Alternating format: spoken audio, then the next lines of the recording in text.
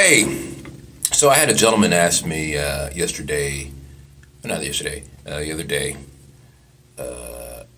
He was trying to figure out how to play grooves in 13 with this band, and he asked me how do I do so.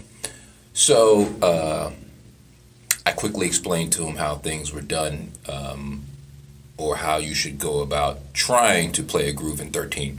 So I'm gonna give an example for you guys of how I explained to him how to play a groove in 13. So basically it's going to be like this. Count it off, and it's going to be 1, 2, 3, 4. Motherfucker, ain't nobody playing grooves in 13. You can't get paid playing grooves in 13. Ain't nobody going to shake their booty. That's why you fucking broke. Play 4-4, motherfucker. And that's how you play a groove in 13. Thank you. The Barstar Podcast is a show that aims for something a little different. It's hosted by a drummer who thinks he's a musician. But let's be honest. I know and you know that drummers are not musicians, right? Or are they? Hang on a second. Who wrote this crap? This is garbage. Nobody's going to listen to a show put on by somebody they haven't heard of. Stupid. Crap.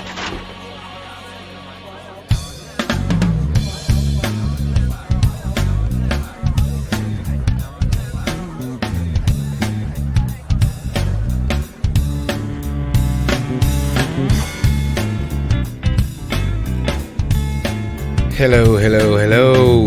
Welcome to another episode of the Barstar Podcast. I am your host, Stephen O'Reilly. I want to thank you guys for coming back once again to hang out with my dumbass. I know I haven't posted a show in a month. I don't want to fucking hear it. I'm so busy. I got stuff going on. I appreciate you coming back. I appreciate the ratings and the reviews. Keep those coming, please. And if you have a couple extra seconds, go give me a 5-star rating or a nice little review that feeds my ego and makes me feel not so useless. I'm so useless. I'm just kidding. You guys have been awesome, and I appreciate it. I appreciate the downloads. Keep them coming. Thank you for the support. You guys have been kicking ass, and I appreciate it. I hope everybody is doing well. I hope everybody had a good month, I guess. Good week, whatever. And I'm going back to the old one because the world is slowly reopening, which means I hope you guys went out and did some shit. That audio clip that started this episode belongs to the gentleman that I had the pleasure of hanging out with. And it is Mr. Brian Christopher Mendes. That clip is from a video that a lot of my drummer buddies sent me 2 or 3 years ago whenever Brian posted it. And I laughed my ass off for a month or several months, because that shit was fucking funny. And because of that video, I started following Brian and checking out his shit. He's a great player, funny dude. He's got some really cool opinions, and he's got some really interesting takes on music and drumming. So I reached out to him and I said, hey, would you like to be on the show? And he took a really long time to get back to me. I think he was stalking me. It was kind of fucking weird. But he replied and said, sure, he would like to be on the show. And we had a lot of fun. This might be one of my top 5 favorite shows because, if I'm not mistaken, this is the first show I've ever done where the person I had on the show, who I was hanging with, I have never spoken a word to. Brian and I have never spoken to each other at all. And I don't think I've ever done that in the history of the show. So it was pretty cool. It was as if him and I just met at a bar and figured out, hey, we both play drums. Let's talk shit. And that's what we did. He's got a lot of great opinions. He's got a few bones to pick with metal drummers. So be forewarned, kids. Brian and I geek out on some drum speak in this episode. So if that shit turns you off, I don't know what else to tell you. Listen at your own risk or whatever. Now, before I get to my hang with Brian, it is worthy to note that, yes, I'm posting this on Friday. But more importantly, it was a year ago today that we had the first rehearsal for the Delano tour. I can't fucking believe it's been a year already. It just seems like it was a couple months ago. Time is flying. The Rona, that bitch done fucked everything up. Nobody has a sense of normalcy or actual time anymore. So it's just all weird. But I just wanted to kind of throw that out and let you know how fast time is going. A year ago is when the fucking Delana tour happened. And wow. It's amazing how fast a year goes by. Of course, I mean, it's also been April for 97 days, but whatever. So anyway, just a quick thank you to all you guys that supported me on that tour, and thank you to Delana for having me, and thank you to Steve Sizemore and Ben Noble for being fucking amazing, and to Petra, the tallest chick tour manager ever. She's awesome. She kicks ass. So that's it. I'm out of here. I'm going to talk to you guys on the other side of this. So please enjoy. Grab a tissue because you're going to need it, because there's some good laughs in this one. My conversation with the one Brian Christopher Mendes.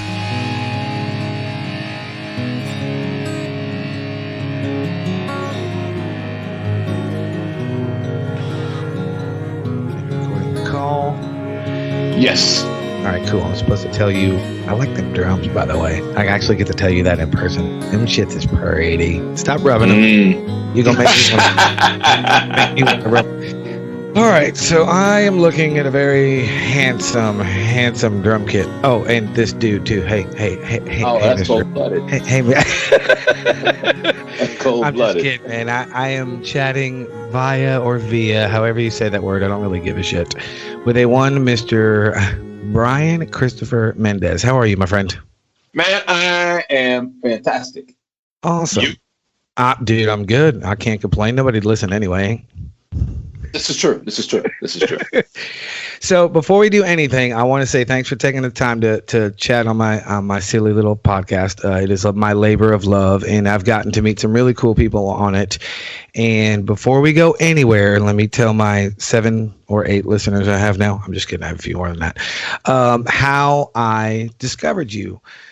Somebody sent me a video of you explaining how, you know exactly where I'm going, and I've never even told you this, how to play a groove in 13.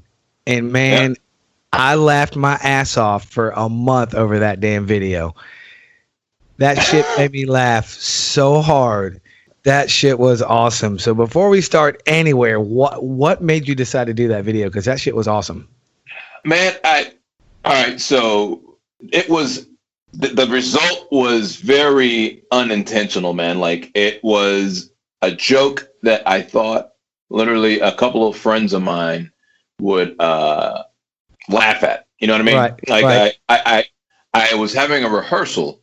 So the story backs up to, I was literally having a rehearsal that day. Right. And we were playing, it's like this blues / guitar slanger I was playing for, right? Really, really great guitarist here in town. He's like a child prodigy, right? He's a grown man now. But right. Wait, sorry, sidebar for those that don't know. You're in Nashville, correct? No. I'm in Austin, Texas. Oh, you're in Austin, Texas. Yes. Oh, I apparently suck at geography. I thought you were in Nashville for some reason. Well, anyway, Nashville, Austin, Central Time Zone, whatever. Yeah, whatever. But no, man. So I was rehearsing. We had this bass player that we were doing a song in 7, right? Which was kind of odd because the guy was like mainly blues, right? Right. But he had this one song in 7, man, and the bass player was having a little bit of a hard time with it. And after a point, I just sat there thinking to myself, why do we have this song in 7 in the first place, man? And now I'm not opposed to 7. I love prog rock. I grew up listening to Rush, Yes, early Genesis, and I listen now to like Animals as Leaders and Periphery, and I listen to a bunch of like progressive heavy stuff, right? Right. So that wasn't the issue. It was just that, we're playing this blues stuff. People are going to be on the dance floor, and next thing you know, you get the song in 7, and it's not even like a cool, groovy 7. It's not even like shred. A Sting 7 or something. No, it's straight up like, it's like it's guitar just wanking and playing all these. So anyway, I got home and I was practicing on the drums, and I said, man, I'm gonna make a video about this.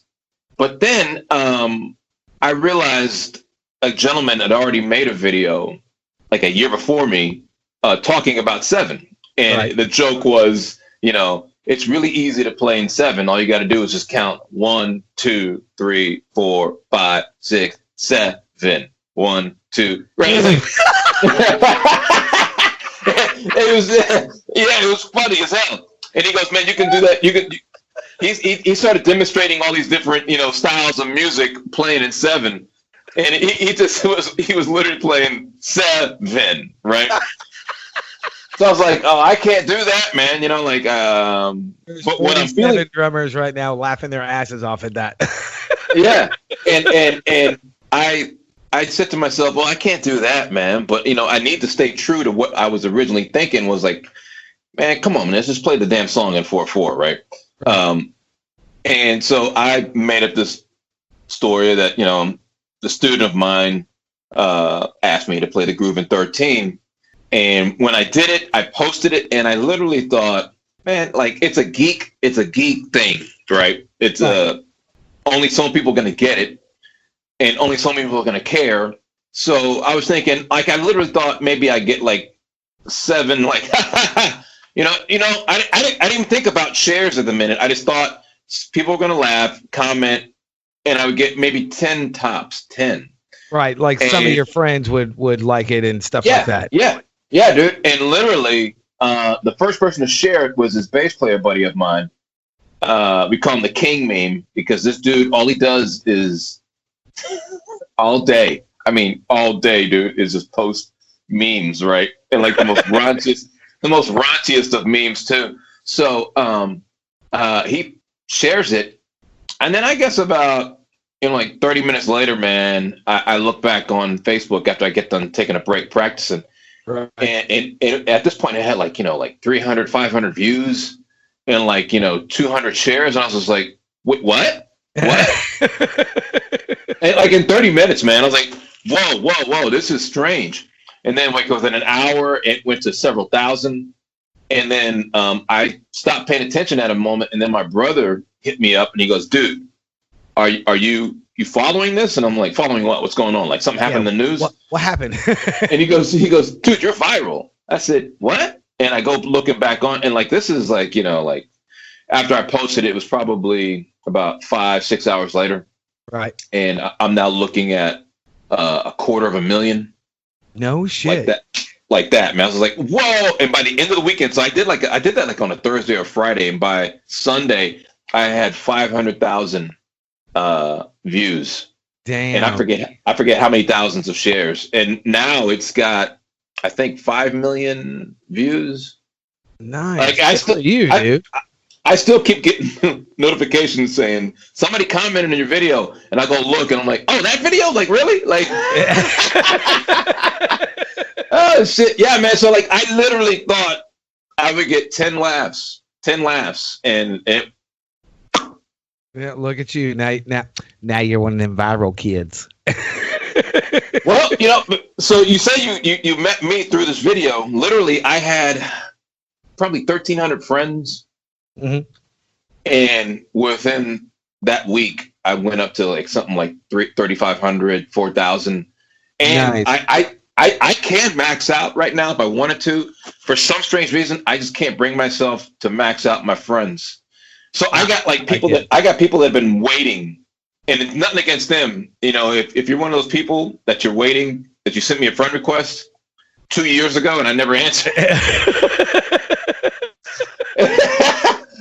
It's so messed up. That's so messed up. But the truth is, man, like announcement, Brian is cherry picking. Man, it's like I just feel weird about having it all maxed out, man. Like that seems weird to me. No, I get it. You know what I mean? Well, it's funny because I'm not, and I know that you have, because I guess that video was a couple years ago, but in that time, you and I have exchanged messages and comments, so you know that we both do the same thing. And the only reason I say that is because I'm not one to jump on, oh, this dude's got a funny video, I'm going to follow him. I usually don't do that. And I laughed my ass off at your video because one of my drummer buddies sent it to me, and then about 7 more sent me the same video because I used to teach. And I went to Atlanta Institute of Music, so I know theory and all that shit. I'm one of the drummers that knows theory and how to play to a click, blah, blah, barf. So anyway, I went to your page and I went, yeah, okay, yeah, this guy's funny. Oh, shit, he can play. Okay, I need to follow this dude. So that's what it was. That's why I sent you the friend request. It wasn't just because the video was funny. That's what got me over there. And then I saw that you were a player. So I just think it's awesome because, oh, absolutely. We'll get into that. I'll give you some more compliments later. But no, seriously, that I used to tell my kids that kind of stuff when I was teaching, because a couple of years ago I actually stopped teaching. But I taught for about 15 years, and I used to get in. I don't want to use the word arguments, but I would get in heated discussions with students about things like that. Well, how do you play this kind of groove? And I want to know how to play something in 9/8. And to quote you, motherfucker, you can't even play in 4. I'm not teaching you 9. Let's play in 4 first. And then we'll go to 6. And maybe I'll show you something in the odd times. So it was a fight that I had been fighting forever, which is one of the other reasons why I found it so damn funny.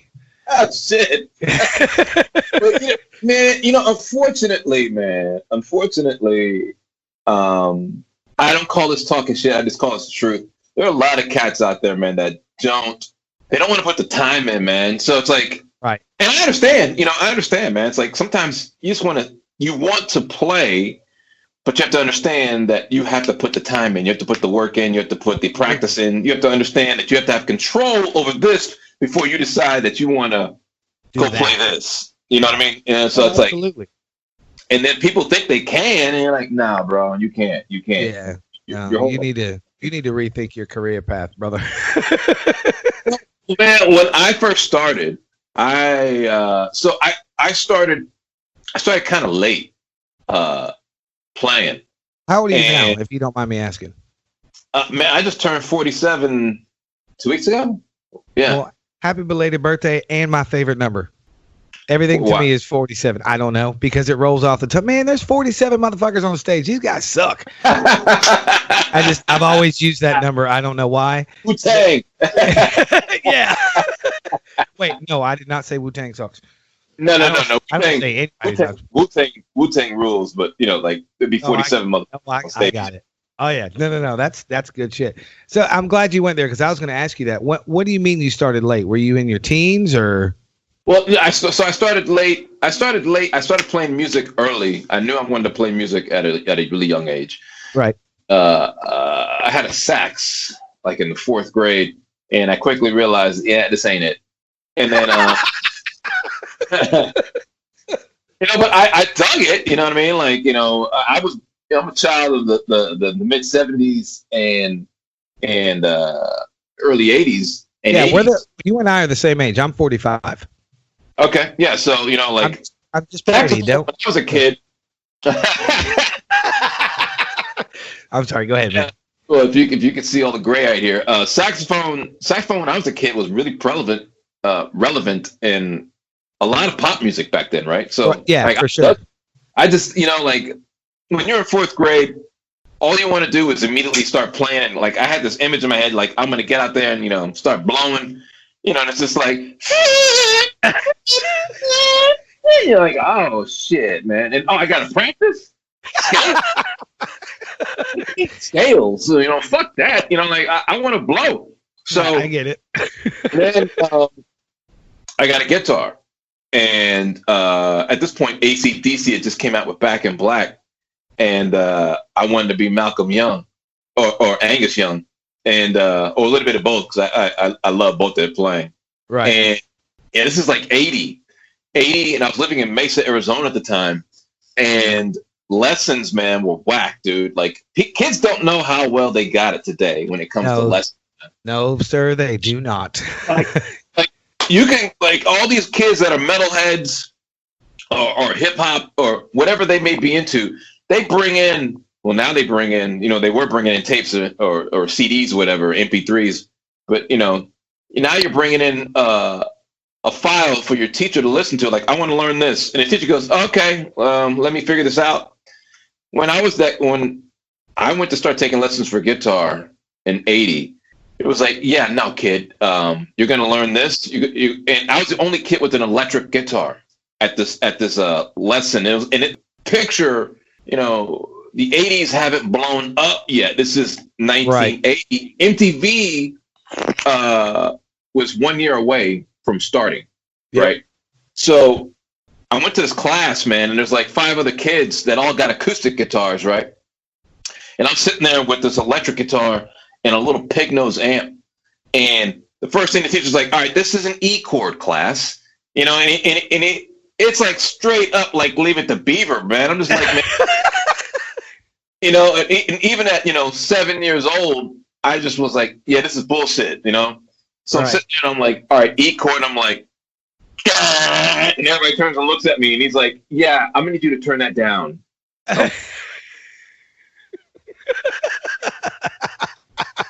And then, all right, this is an A chord. I need you to turn that down. I'm like, C, and it's like every chord I hit, he told me to turn down. So like you could barely hear it. And all you could hear was like the strings of my guitar. And I was like, yeah, fuck this. Right. So we moved to Texas, and my next door neighbor played the drums for a church. Gotcha. I sat down, and I always loved the drums. I always loved the rhythm, So it's like I remember listening to Led Zeppelin and Rush. Like I love Neil Peart, however you want to say it. Before I even started playing the drums, I loved Rush. I was listening to, because my brother was 8 years older than me, so I had this older brother bringing in all these badass records. That British Steel from Judas Priest, Iron Maiden's first couple of records when they had Paul as a lead singer and not Bruce Dickinson. Right, the early shit. Yeah, and it had Clive Burr on drums, and metal was in its infancy.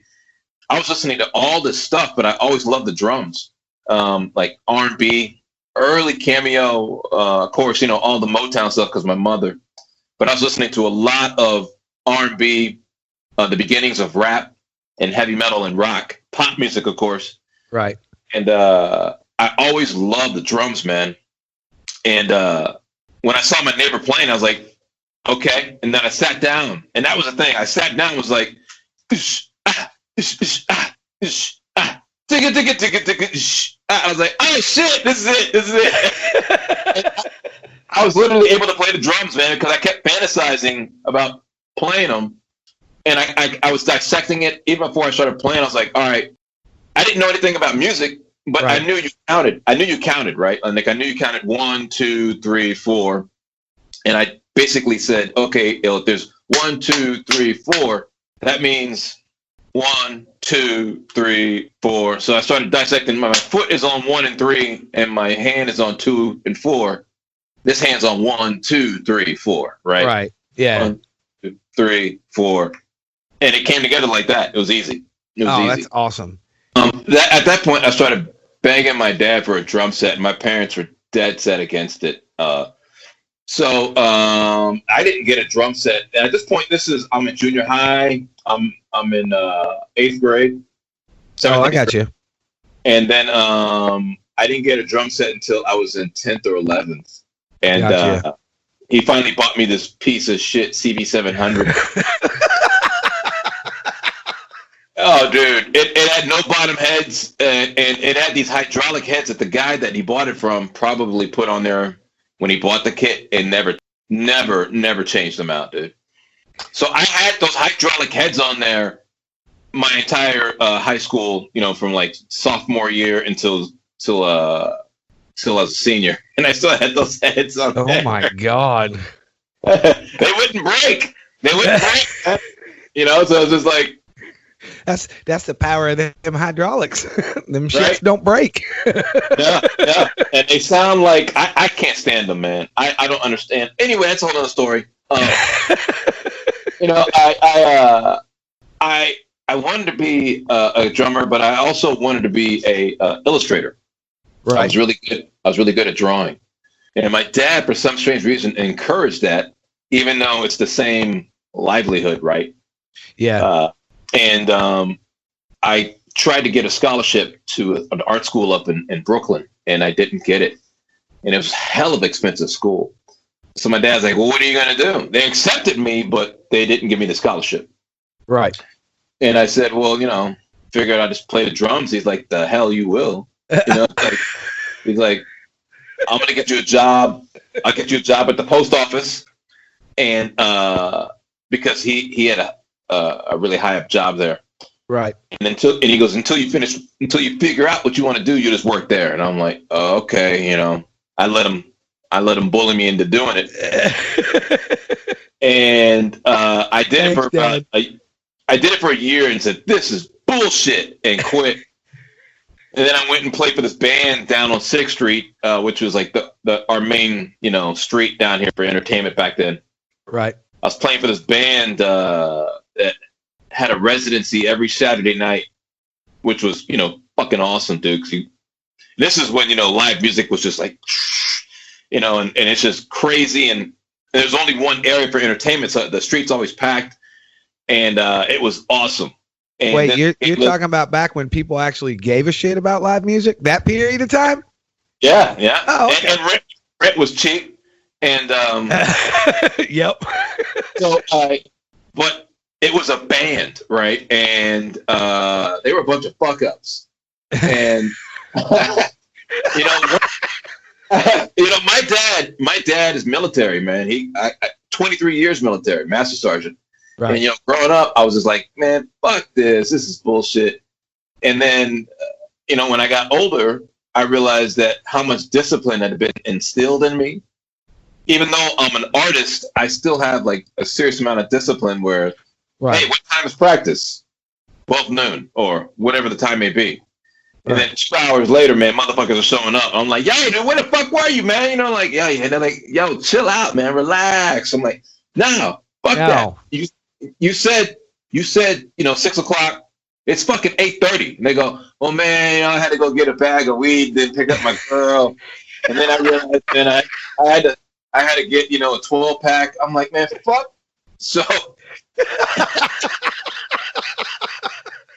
I actually went back. I went back to work for the post office. I was like, man, fuck you, motherfuckers, and went back to work. Was miserable for another 4 years, 5 years. Hey. And then a buddy of mine told me, he goes, dude, you know, you can, you know, like be like a session guy, right? And I'm like, what?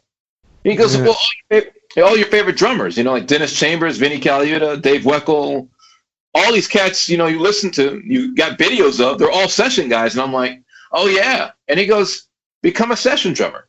So I looked into it. I said, okay.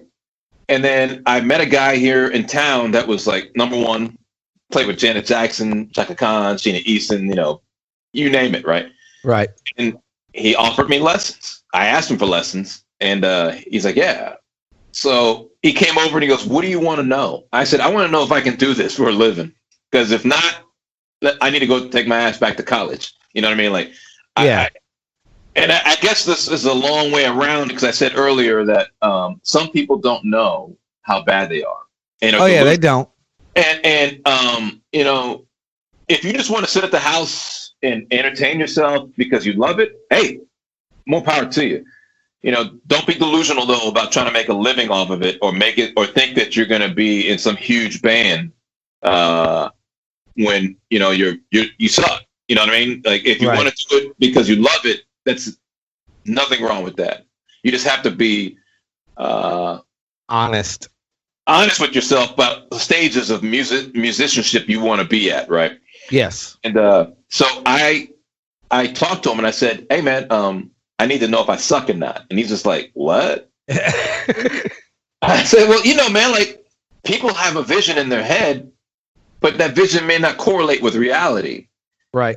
And the harsh truth sometimes isn't, you know, there in their face. I think I can give myself the harsh truth, which is why I, you know, I'm always trying to better myself.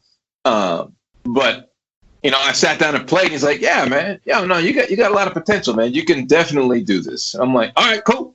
So I hit the ground running, man. And then I started playing professionally here in town. Nice. And you've been doing that since I'm going to guess your timeline, probably the mid 90s. 97, 98. Look at that. I nailed it. Mid-90s. Look at me. I can do math. I got my shoes off, too, because that past 4 shit sucks. Yeah, man. it's kind of interesting because a lot of us cats that are around the same age here in Texas, where you are, I know some guys in Nashville, I know guys everywhere. A lot of us, I shouldn't say a lot of us, most of us drummers that I know have kind of that same plight where and I don't know if it's a time frame because we were born in the mid 70s or what, or because we grew up in the 80s and we didn't know what the hell we wanted to do. My path is kind of similar to yours, and I'm not going to rehash all of it here because my listeners are going to text me and go, please stop fucking talking. But I did kind of the same thing you did. I picked up a guitar and I went, no, this blows. I don't like it. I sat down behind a drum kit and I went, okay, I'm home. Except I did everything kind of like you did. I did it backwards. I played for probably 17 or 18 years before I had my first lesson. I just figured out everything I would do. Some of y'all younger fuckers don't know what a VCR is, but I would do rewind and fast forward, and I would watch that shit for hours and just try to figure out what guys were doing. And I was living in South Carolina. I got bought. Yes, I say bought because I got paid a lot of money to move to Atlanta for this band. And within 8 months, the guitar player took the financial backer. The band broke up, and I was left with no job, no money, and going, oh, fuck, what do I do now? Yeah, that's the short version of my story, brother.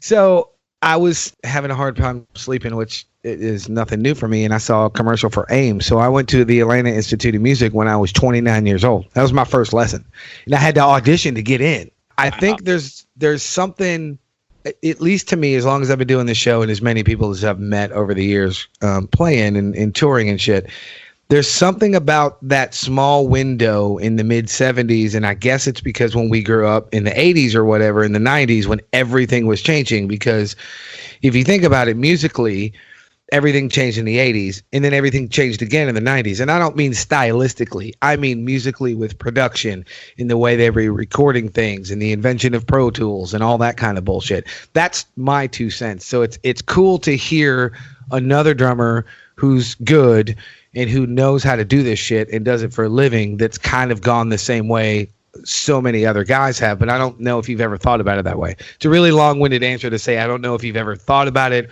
or have noticed it. Well, part of my problem growing up was I'm a jack of all trades type of guy. Right. Where there are guys that just all they can do is focus in on one thing, right? And those usually become virtuosos, right? On the drums or guitar, you name it. Yeah.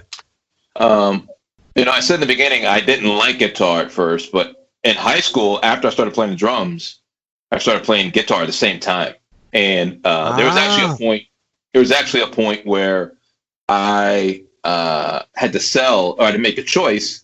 Do I want to play drums or guitar? And I said, well, I'm probably better at drums than I am guitar. And there's, guitars are a dime a dozen. I think they're cheaper than that now.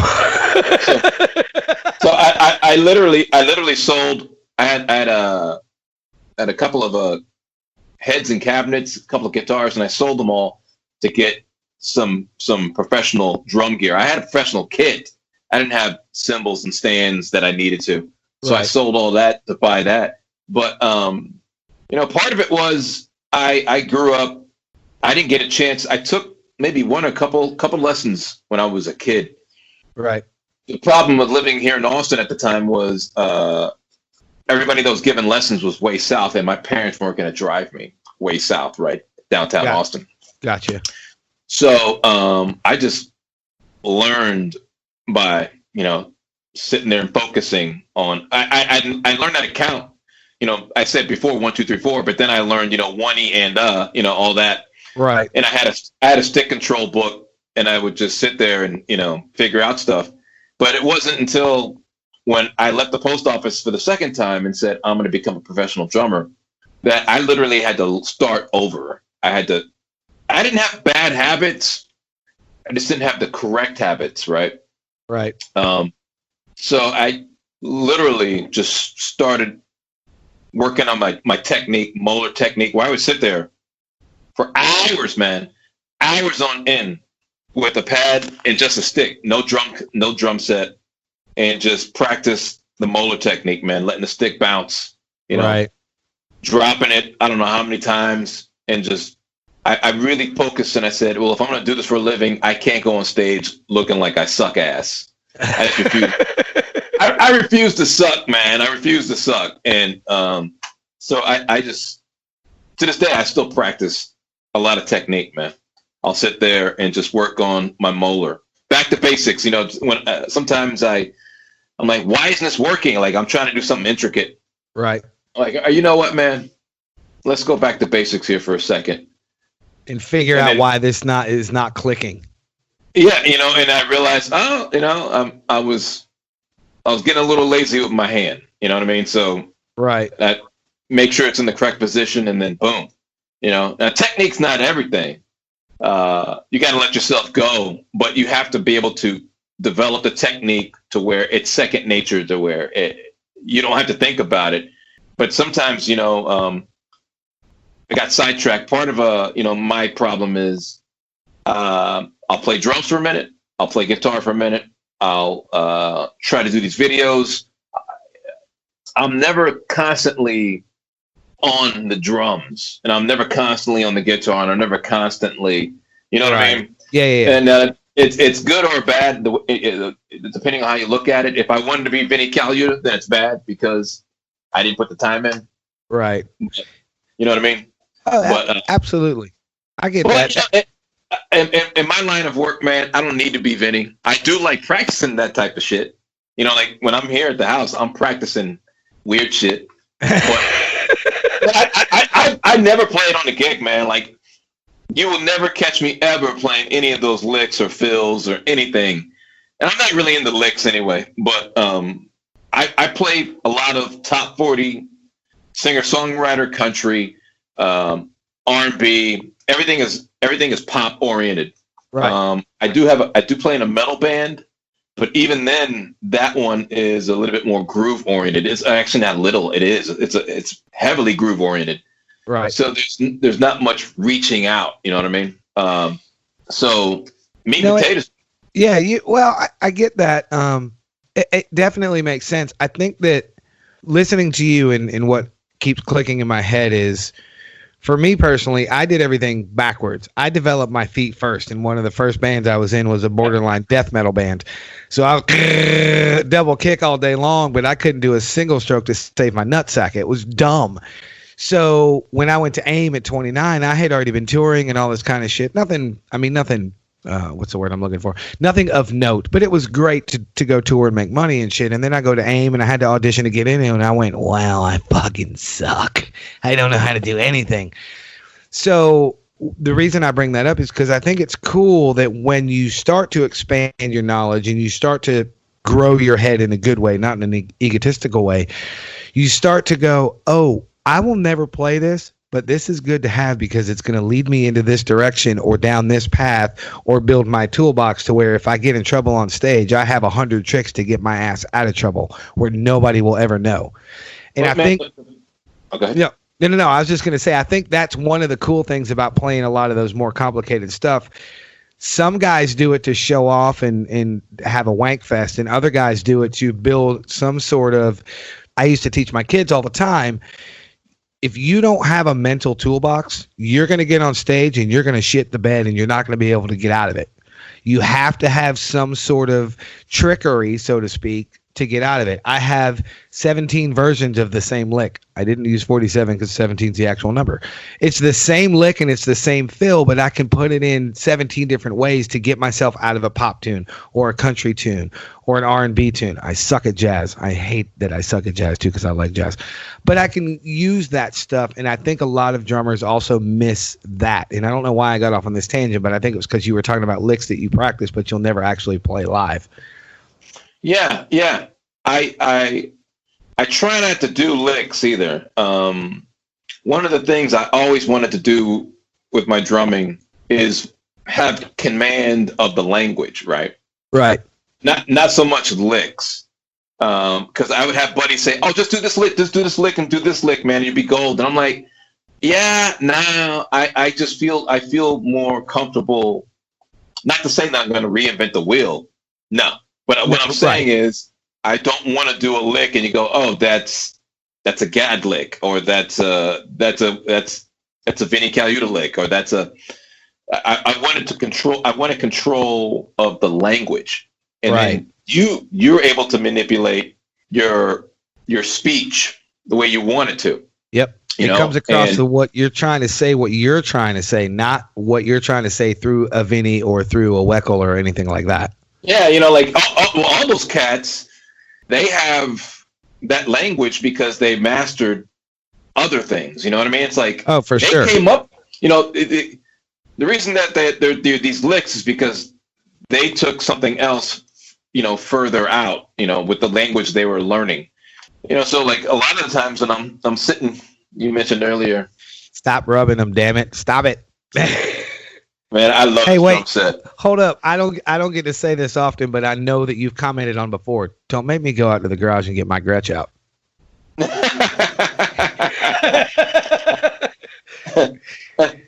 Man, I love this drum set, man. It's really inspirational to play. I love it. There's nothing like having a really good set of tubs to play on, man.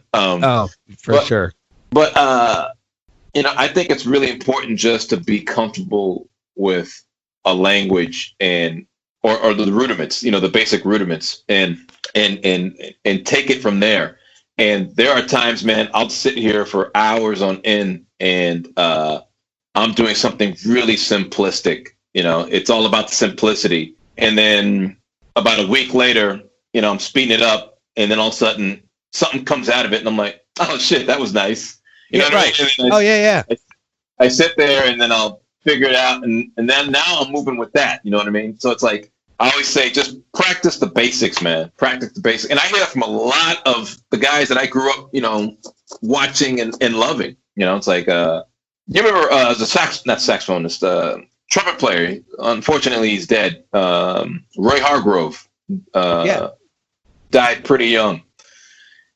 I have heard of him. Roy was from Dallas, and he ended up going to New York and becoming, Roy Hargrove and getting a Grammy and having a really successful career. He was outside his club one night here in Austin, and because he's from Dallas, and somebody was saying, "Man, I'd love to be a fly on the wall and watch you practice." And Roy says, "You'd be bored as hell." And he's like, "What are you talking about?" And he goes, "I practice my scales, man. I practice scales, the basics to keep my shit strong." And he goes, "What you hear on stage is me speaking right then and there. I ain't got nothing I planned out." You know what I mean? Like, right. I'm not playing and go, "Oh, let me do this lick. Let me do this lick."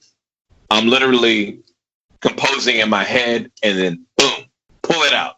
I was like, hell yeah. I think that's the way a lot of the greats are. So I like that you called it the language, because, again, referring back to when I used to teach, I used to tell my kids the same thing. Understand how to fucking talk, and then you can put sentences together. And then after you figure out the sentences, then you can put paragraphs together. And then once you get the paragraphs done, guess what? You're telling a story. Yeah. I used to tell my kids that shit all the time. In music, I don't care what instrument you play, and wherever your level of knowledge is, if you apply that little simple, is what I consider a simple truth, you apply that little simple truth to it, you'll play all kinds of badass shit. Yeah. Oh yeah, man. Yeah.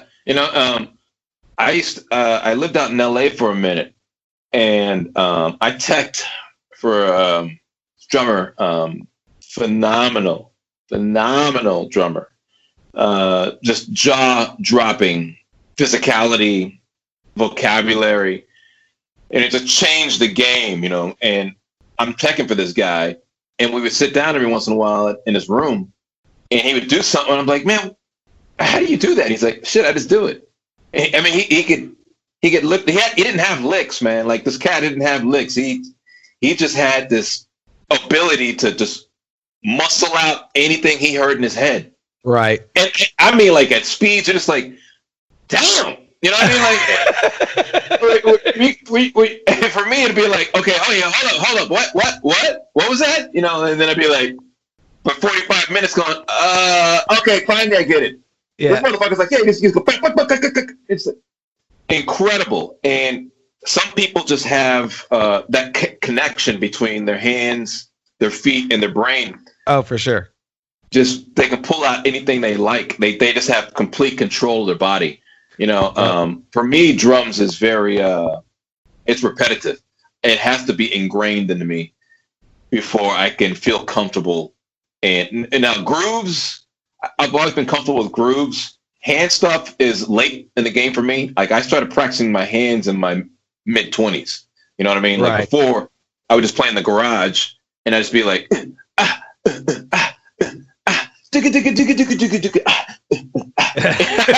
what I mean? So, and I just sit there and groove. I play a lot of hip hop beats. I used to love to play hip hop records, man. No fills. You know what I mean? Yep. So it's just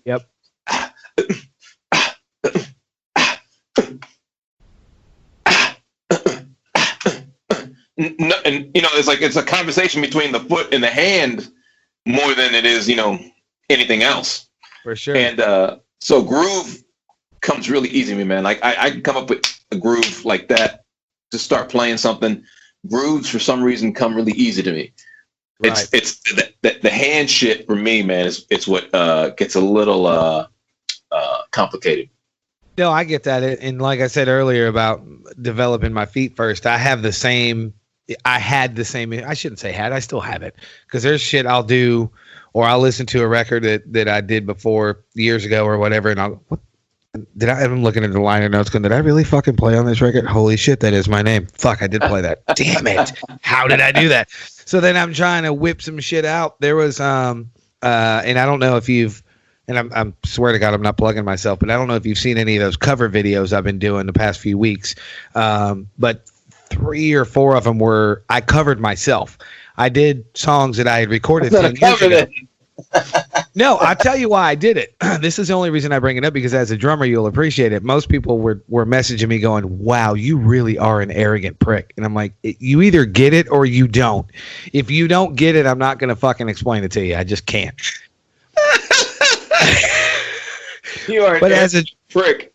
Yeah, fair enough. But as a drummer, I think you will get it, because I think every musician in general, but every drummer that loves their instrument like we do, yes, I'm staring at you, White Drums. If I live close, I'd come touch those.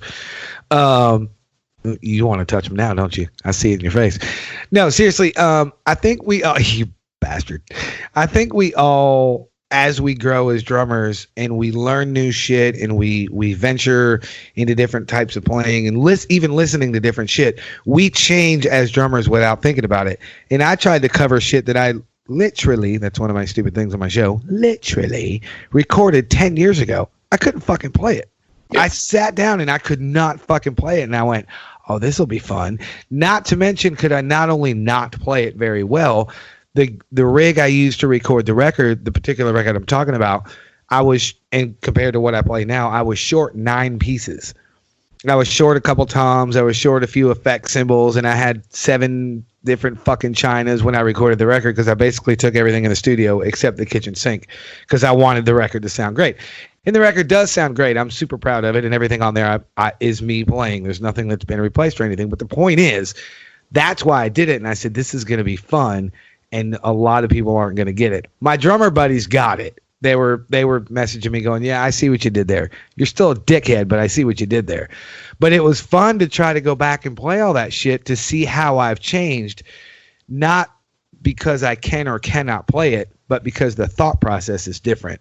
And I go back and listen to that stuff, because I don't listen to the shit I've done very often, but I will go back and listen to it and go, why the fuck did I play that? I wouldn't play that now.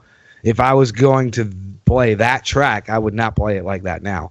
And to me, that stuff is interesting within my own playing, so I can only imagine what it's like looking at other people too.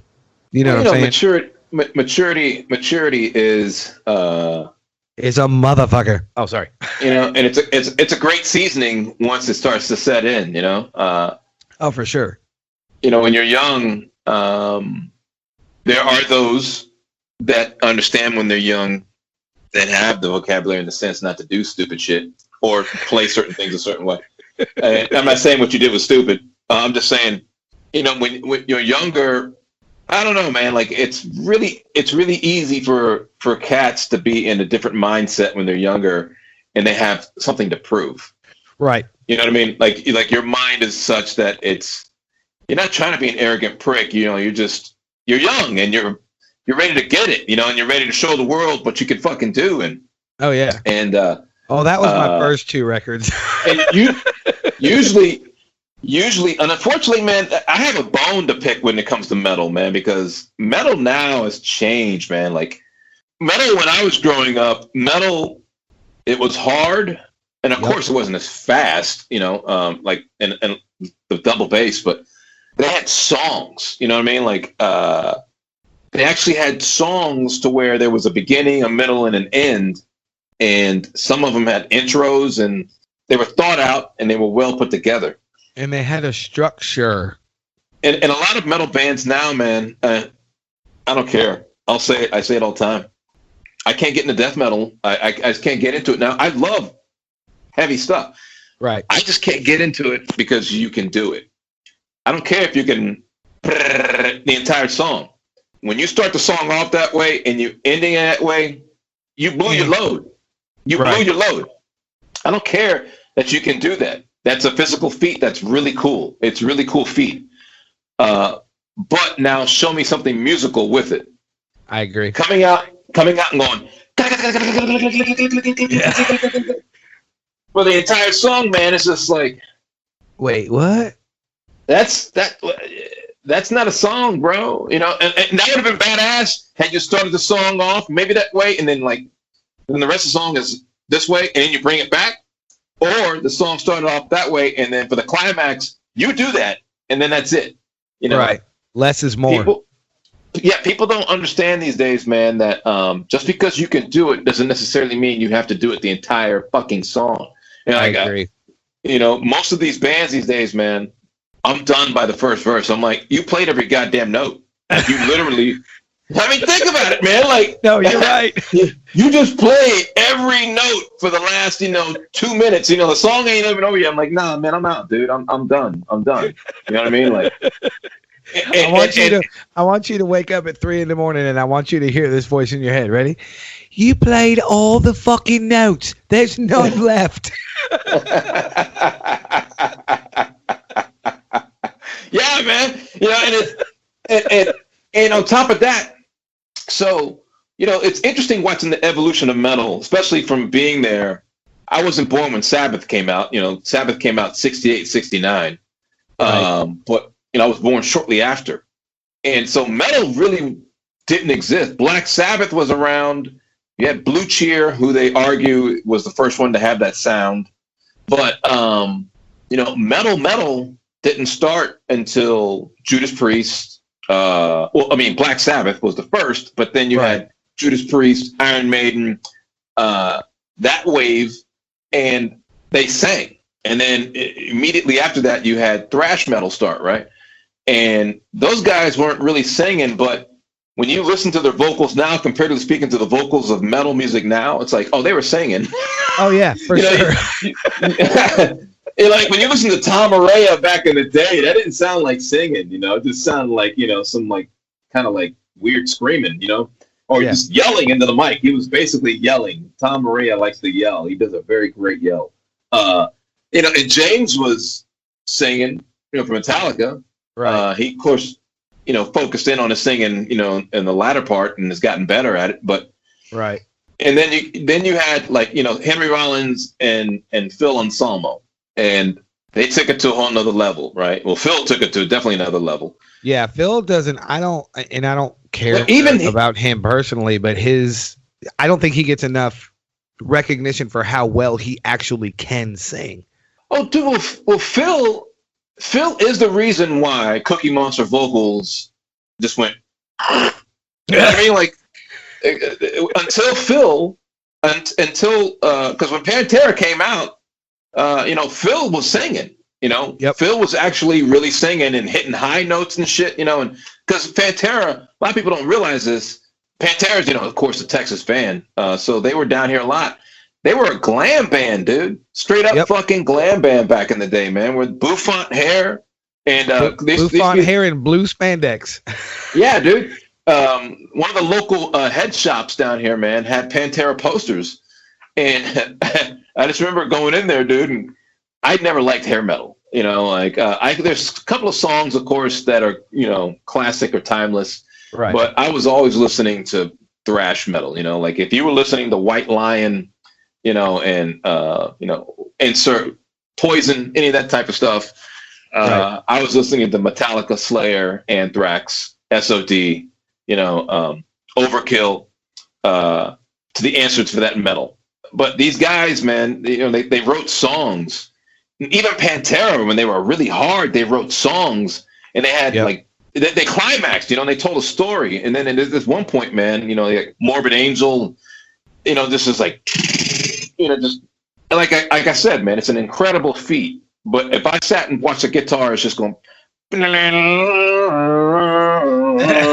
it's just like, all right, all right. And I know people like fuck you, and you old motherfucker, or whatever you want to say. Right. No, I've gotten it too.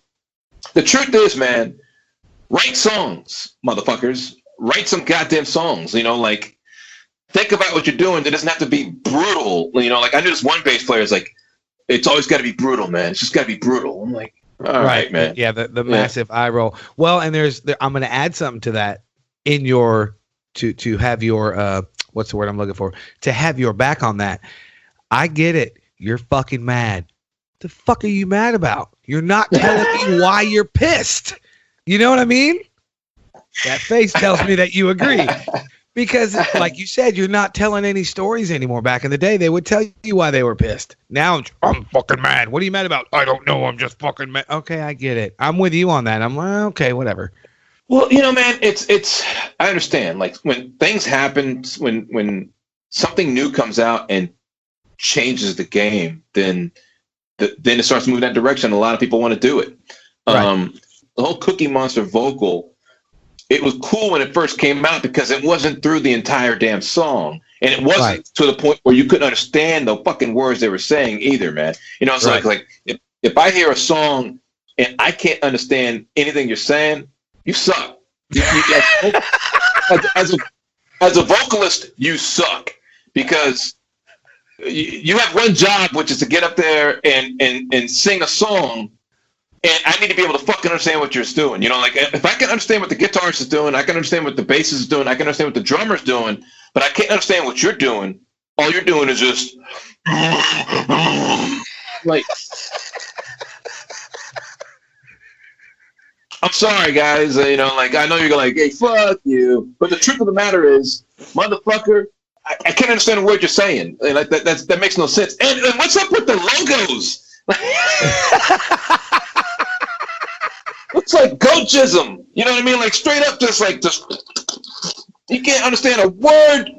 I mean, it's like if I had a band, I'd want people to know what my band name is. Yeah. Goat-jism, it doesn't work, to write the letters out, man. You try like a nice straight pen, come up with your own name, and that's the thing, they all look the same. Like you motherfuckers are so unoriginal. All you do is blast beats, death metal, like growling into the fucking mic, and jism written on your logos, man. Like like metal bands back in the day, they all had a distinctive name and logo. They were identifiable. Fuck, I can't even talk. They were identifiable. Yes. Oh, yes. Like it was a font, man. AC/DC. Like they only did that. Yep. Metallica only did theirs. Yep.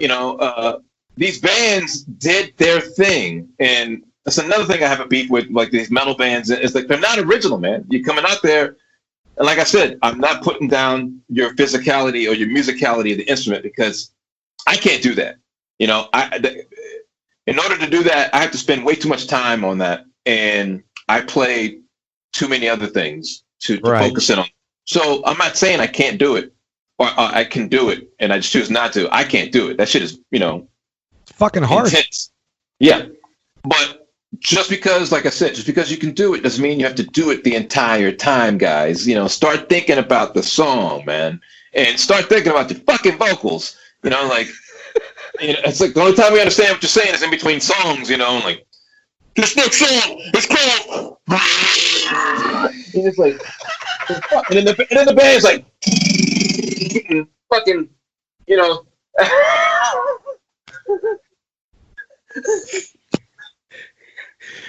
In the most non-creepy way ever in this first, I don't know, hour, I have fallen in love with you. You're my new fucking hero.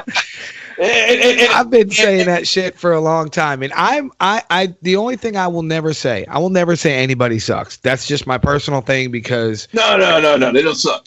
No. That's what I mean. I'm not getting on you. That has nothing to do with you. I'm just saying I don't say anybody sucks. However, what you've just been talking about, I have been talking about for a long time because I come from that school. I started in the hair metal and then went straight into death metal and thrash and everything in between. And I grew up just like you. I grew up in that era where it meant something, and now it doesn't mean shit. What the fuck are you doing? I get it. I get it.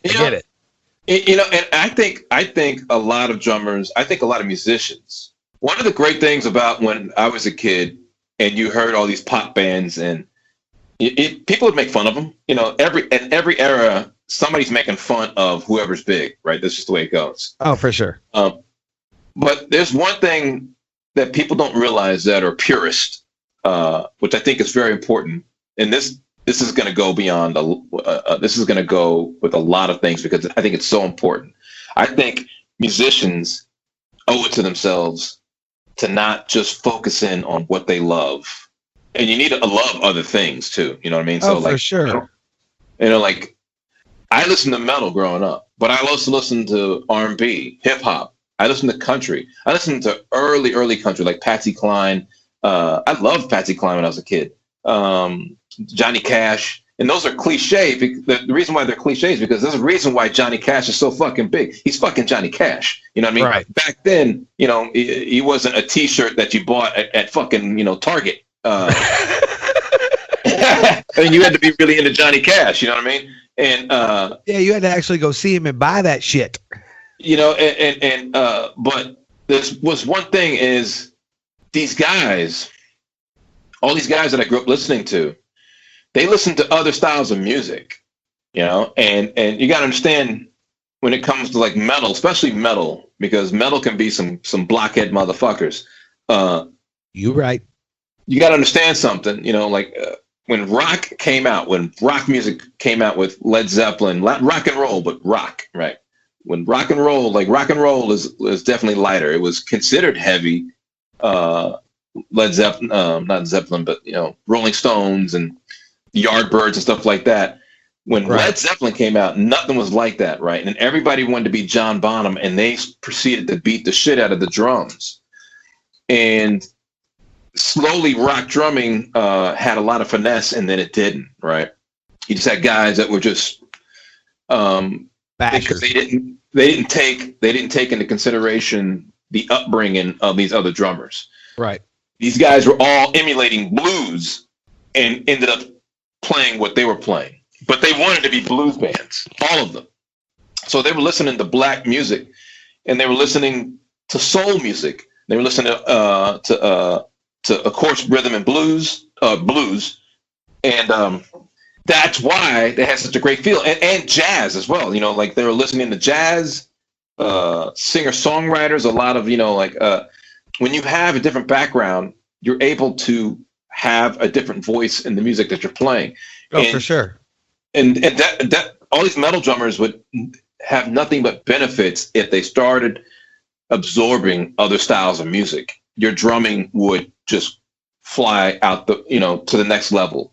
There's somebody out there waiting to take death metal to the next level, and it's not going to be fucking faster, you know, and it's not going to be, you know, like longer, you know, blast beats or whatever, man. It's going to be somebody's going to have a different influence, and is going to bring it in, or she's going to bring it in, and they're going to be like, wow, I've never heard this shit before. Like what he's doing or what she's doing right now is just fucking incredible. It's like they're doing this, but what the hell is this on top of this? Like, this is weird. You know, it's like start taking in things, man, because if I hear one fucking blast beat, man, I'm gonna puke, dude. Like, they're all the goddamn same. They're all the fucking same, man. It's like, you know, I remember the first time I heard a blast beat. People don't realize this. I think this is true. I'm 99% correct. I could be wrong. The first person I ever heard play a blast beat was Charlie Benante on SOD. he plays a blast beat in one of the songs, and it's for a short period, and then he plays his normal thrash beat, right? Right. And it was just like, holy shit! Your right? mind was blown. Blew your mind. Like, what the fuck? Like, Yep. This motherfucker just really did that, and it was great because he only did it for that part of the song, and then I never heard him fucking play that beat ever again.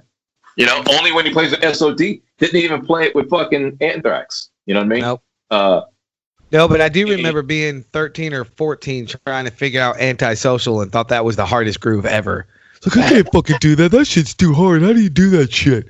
I remember that. And I don't know why it's that song. I think it's because that kick drum, do, do, do, do, do, do. And then it would go into, and I thought that was the fastest fucking thing ever. How does that make us feel? We're fucking old, brother. You know, I found out that was a cover song, Antisocial. So one of the bands I played for, this guy was French. He was from France. And we were at rehearsal one day, and I don't know how we even got into it. Oh, he starts playing Antisocial. Right. While he's, working on his rig. And I'm like, yeah, man. And he turns around and he goes, I forget the name of the band, but he goes, you know this band? And I said, who? And he goes, he names the band again. I can't remember. And I said, I don't know who the fuck that is. And he goes, I was just playing the song. I said, oh, I thought it was Anthrax. He goes, Anthrax? And I'm like, yeah, Anthrax. So I pull it out and I start playing it. And he's like, oh shit, So they were like France's only rock band they ever had, and they had this one hit called Antisocial. And it's when you listen to Anthrax's version, it's pretty much the same thing. Damn, I didn't know that. It's a little less distortion, of course. Yeah, and then come to find out they were good buds. Like at one point, Anthrax had toured, and they toured together over in Europe, but Anthrax then became buds, and they liked that song, so they covered it. Oh, that's fucking cool. I didn't know that. I had no idea. That's cool as shit. Yeah, I just learned that a couple of years ago, man. Like all my life, it's because I was a huge Charlie Benante fan. Oh, that guy's a monster. Oh yeah, man. And that's another thing. It's like guys always talk about the days back in the day. Like, shut up, you old fuck. It's true. It's the truth. It's like that's another thing that was lost in metal was tone, right? So drums back then, dude, those guys, huge big 24s, big ass toms. I'm not a big fan of big toms, but I like big kicks. This is a 24. That's a 24, man. I know. I know. I'm getting ready to get a 26 for it. Are you really? Yeah, baby. Don't you look at me like that, motherfucker. Damn. Fucking crushing it. But toms, man. Like, man, you listen to Anthrax or Slayer, even Metallica, you listen to the toms, man, they had tone. There was toms, man, and the kicks and the floors were rumbling. There was tone to them. Oh, yeah. Well, now these motherfuckers, man, they got everything all fucking triggered, man, because they're moving so fast that they can't hit as hard. The minute your feet are moving that fast, man, you're feathering the kick drum, man. You ain't stopping. Oh, for sure. No, it's not that hard. No, you can't. There's a few guys that can, but I think Gene Hoglan, no, that motherfucker kicks. Dude, he wears weights on his ankles, dude. And fucking Timberlands. Yes, big ass plays in Timberland that fast, which is amazing. What I was gonna say though is the and I used to tell my kids this all the time, and I say this on every fucking episode to my listeners hate me. Technology is the greatest, worst thing ever invented. And I say that just not because of computer and social media and all that shit, but with triggers, exactly what you said. Guys can feather shit. Like if they were to hit you with their drumsticks, you'd be, what the fuck are you doing, dude? It wouldn't hurt that much, but because they have triggers, they can get away with it. Yeah. I truly believe in the drum. One of my favorite quotes was by Tony Williams, and I remember reading. I was a kid and opened up Modern Drummer, and one of the first things I saw a quote was he was talking about, "I make no apologies about playing the drums loud." their drum set. They're supposed to be played. And now, don't get me wrong. I don't believe that you should be like just killing the drums. No, I don't either. You know, like all my favorite drummers have one thing in common, and that is they know how to whip the sound. They know how to whip the head, whip the stick, and get a nice pop out of the drum, man. You know, it's like, I'm a big dude. I'm 6'2", 6'2.5". I'm probably shrinking now that I'm closer to 50. True. You know what I mean? It's the truth, man. You're going to start shrinking here in a minute. And your nose keeps getting fucking bigger. You start shrinking and you get a big fucking nose, man. It's like, I already got a big nose. I don't need any more of it.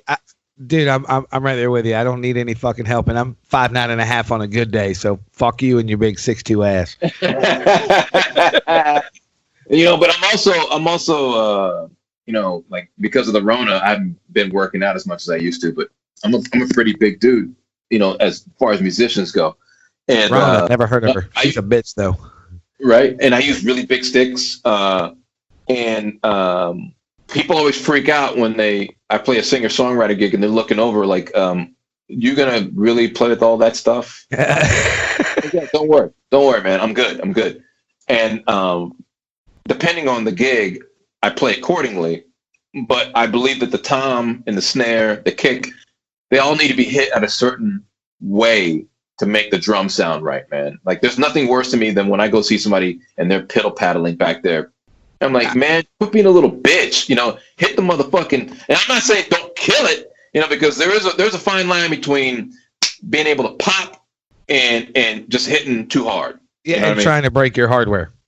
Yeah, you know, like, I don't break cymbals, man. You know, every once in a while I'll break one because it fell and cracked, because I generally use really thin cymbals. I like thin cymbals. Right. So, like that one back over there fucking fell. So pissed. I was so pissed. And it was like right before I went to grab it to take it off, you know, it just fell. Boosh! Like, put a nice little crack. Your asshole pucker too, didn't it?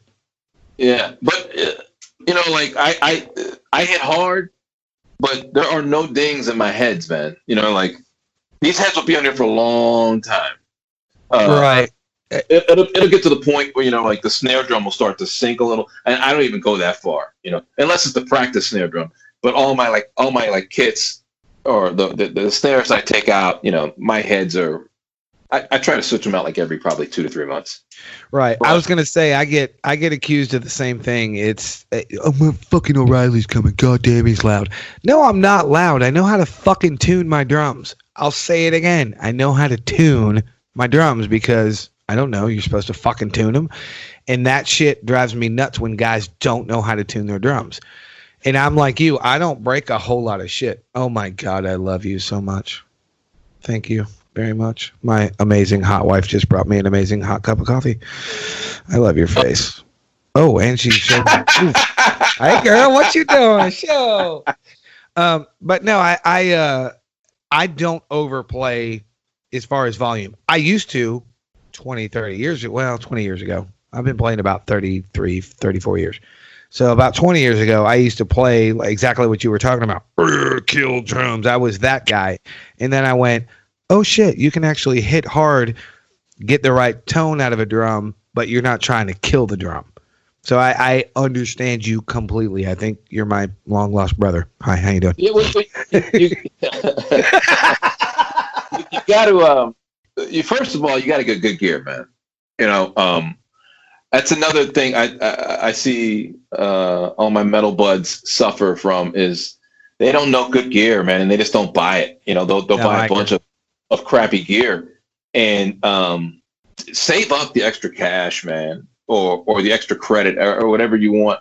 Just save up and spend the 500 extra, 800 extra, or maybe even 1,500 extra because it's well worth it.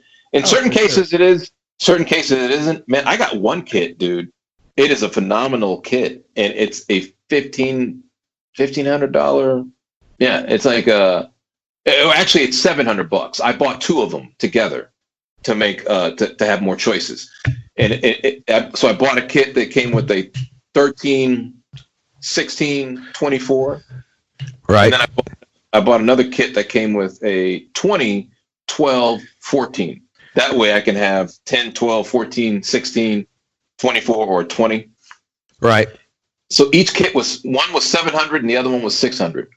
They were dirt cheap. Oh yeah. I take it to the studio all the time.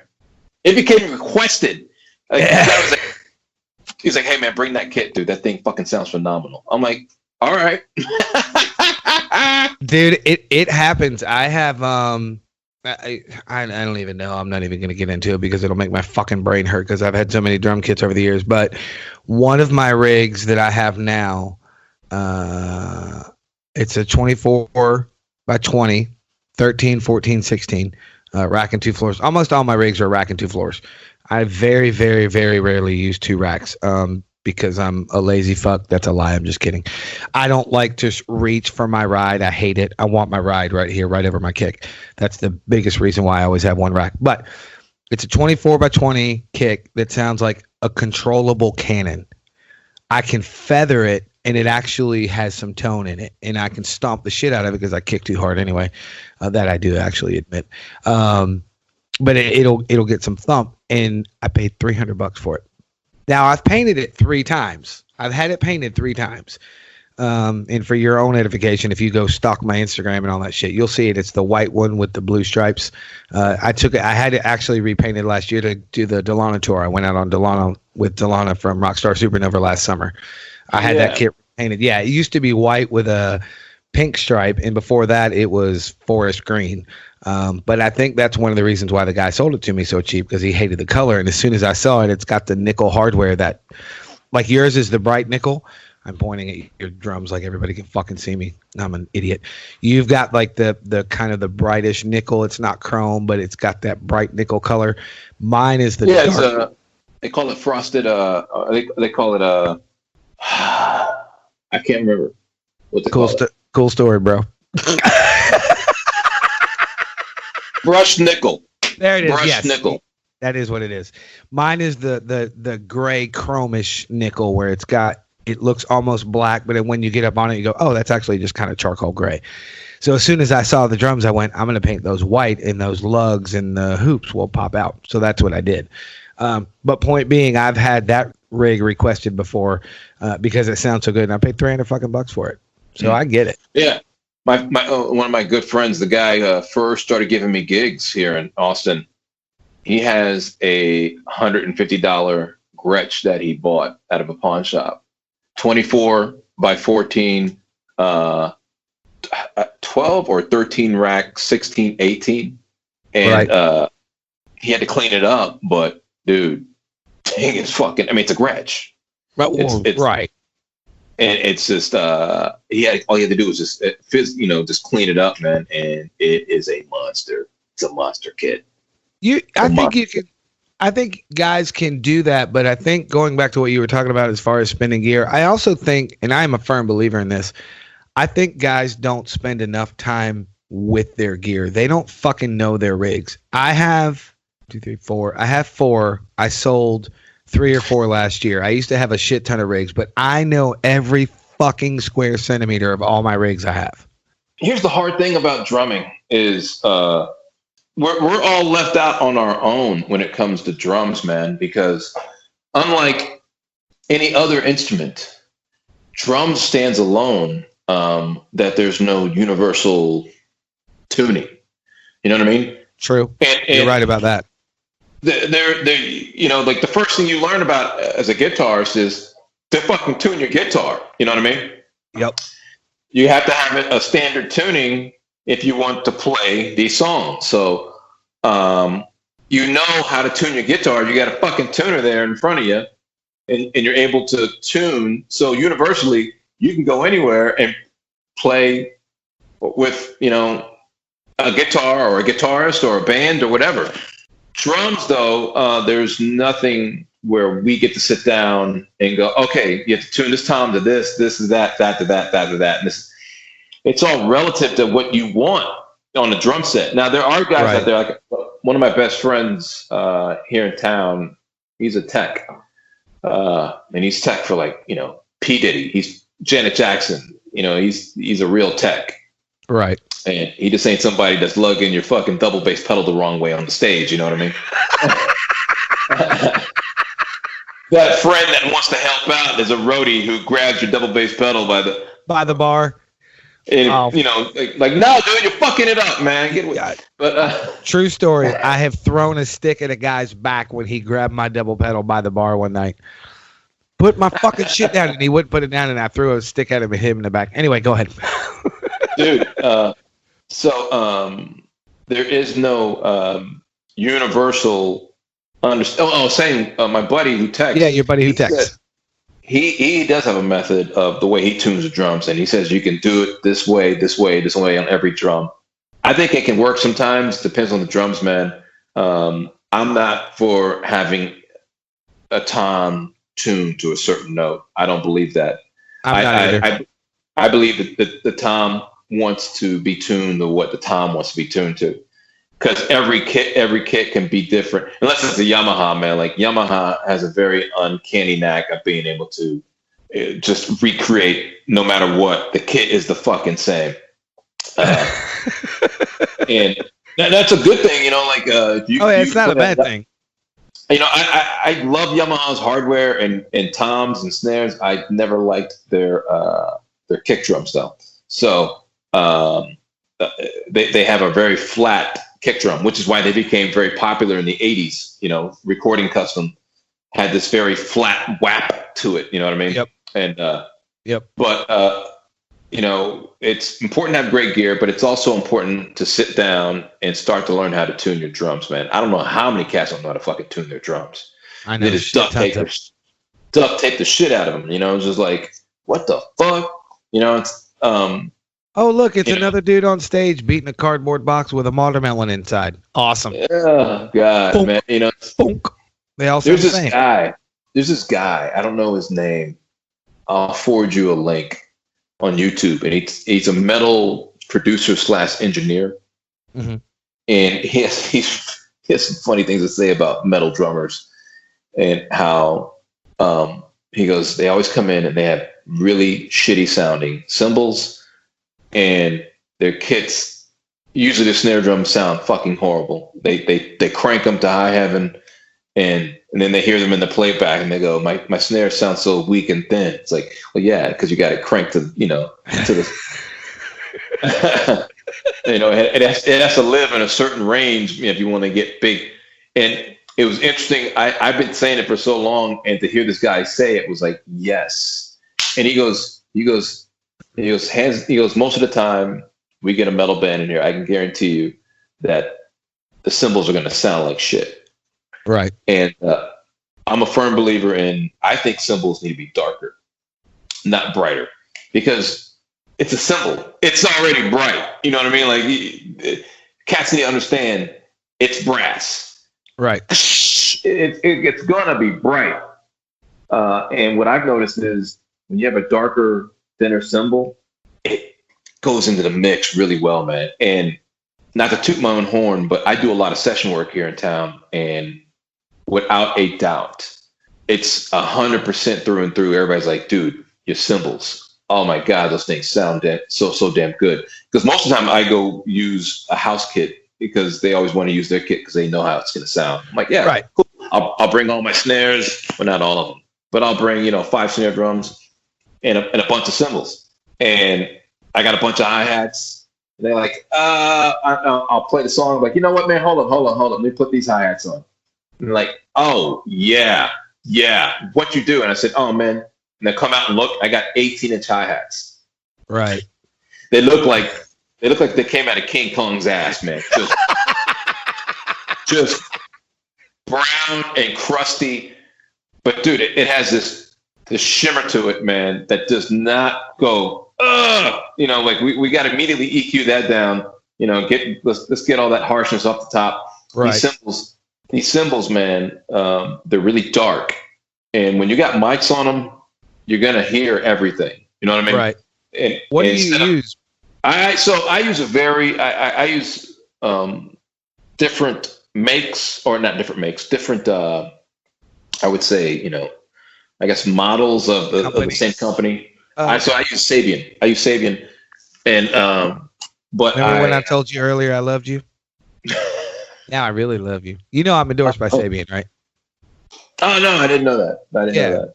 See, that shows me there's no love for me back from you. God damn it, I thought we were getting along. I sent you a message one time, told you who to contact at Sabian. You remember that fucking message I sent you? Oh, you did. Hey man, let me tell you. That's me, motherfucker. In my defense, man, I sometimes I get hit with so many different. Dude, I get it. I'm just giving you shit. You know, and what happened was, what had happened was, you guys were giving me all that information that people hit me up, telling me to reach out to Remo, all these other people.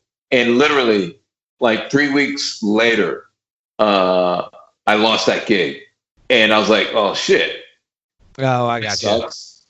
So I didn't pursue anything anymore. I didn't want to contact anybody going, well, you know, I'm in between gigs right now.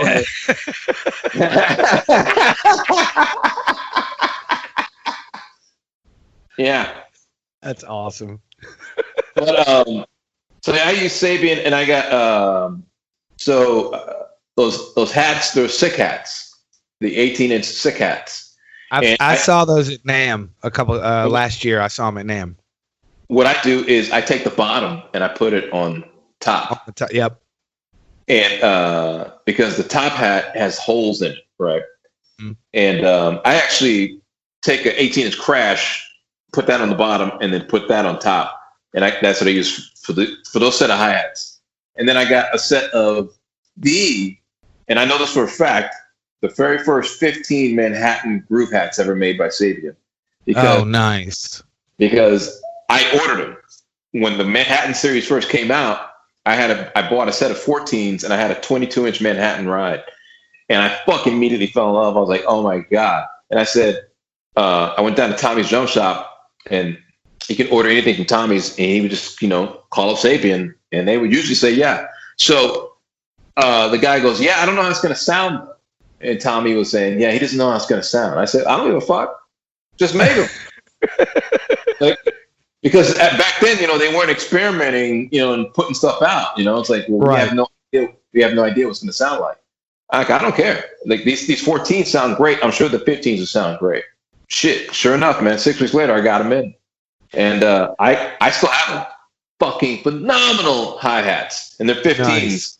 And then I have a set of 17-inch hi-hats that are just a Paragon 17 and a hand-hammered dark put together, right? Gotcha.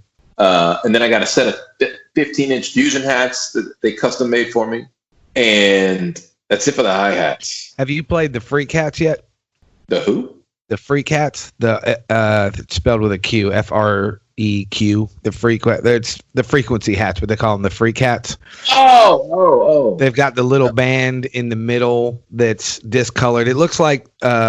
It almost looks like the JoJo Mayer Omni ride, but it has nothing to do with that Omni ride. But it's got that kind of thing, and the edges of them are a little rough. I had been playing the AAX stage hats for, 3 or 4 years, and the Freak Hats came out, and I played them, and I called my rep. I was like, hey, Bob, I'm going to need a fucking order of those Freak Hats, please. Those things are amazing because they're just – I'm the opposite of you. Live. Recording – it depends what I'm playing, whether I go dark or bright. But live, I want bright. But the Freak Hats are just on that line of they're almost too bright and they're almost too dark. And they work for everything. They're so fucking cool. I think you'd dig them. And I think they make them in 15 too. I think. I'm not 100% sure. And I think they just came out with a Freak ride to go with their frequency hats. They're fucking killer. They're so badass. Yeah, man, I don't play anything small in 15s. I'm all about the big hats and the big, I don't have anything smaller than a 22 for a crash. Wow. Yeah, all my crashes are, I don't have anything smaller than a 22. Damn, that's nuts. They're 22 or 24s. Fuck. I thought my ride was big. Holy shit. My ride's a 21. Shit. That's cute, man. That's really cute. That's real cute. 21. You being cute. You see it. No, man. So I got four 24-inch rides, all different, Right, of course. right. I got a 24-inch. It's supposed to be a ride, but it's actually a crash. It's called the bash ride. Yeah, I remember those. Woo, man! It's a fucking sweet crash. Really thin. It's really thin. 24. Mhm. Oh man, and you can ride on it, man. You get the perfect shimmer, man. It's like when you got big cymbals, you can really have a nice spread. It's like you got these bands, that are playing. It's like and like drummer's doing a roll, and he goes. It's like a little less. 14-inch crash, man. That's not a crash, man. Get the fuck out of here with that, man. Man, people are afraid of big. People really are afraid of big. And big is your friend, man. Big is your friend. I guarantee you, if you switched up all your crashes right now and your rides for some really big cymbals, of course you'd be like, oh, this is weird at first.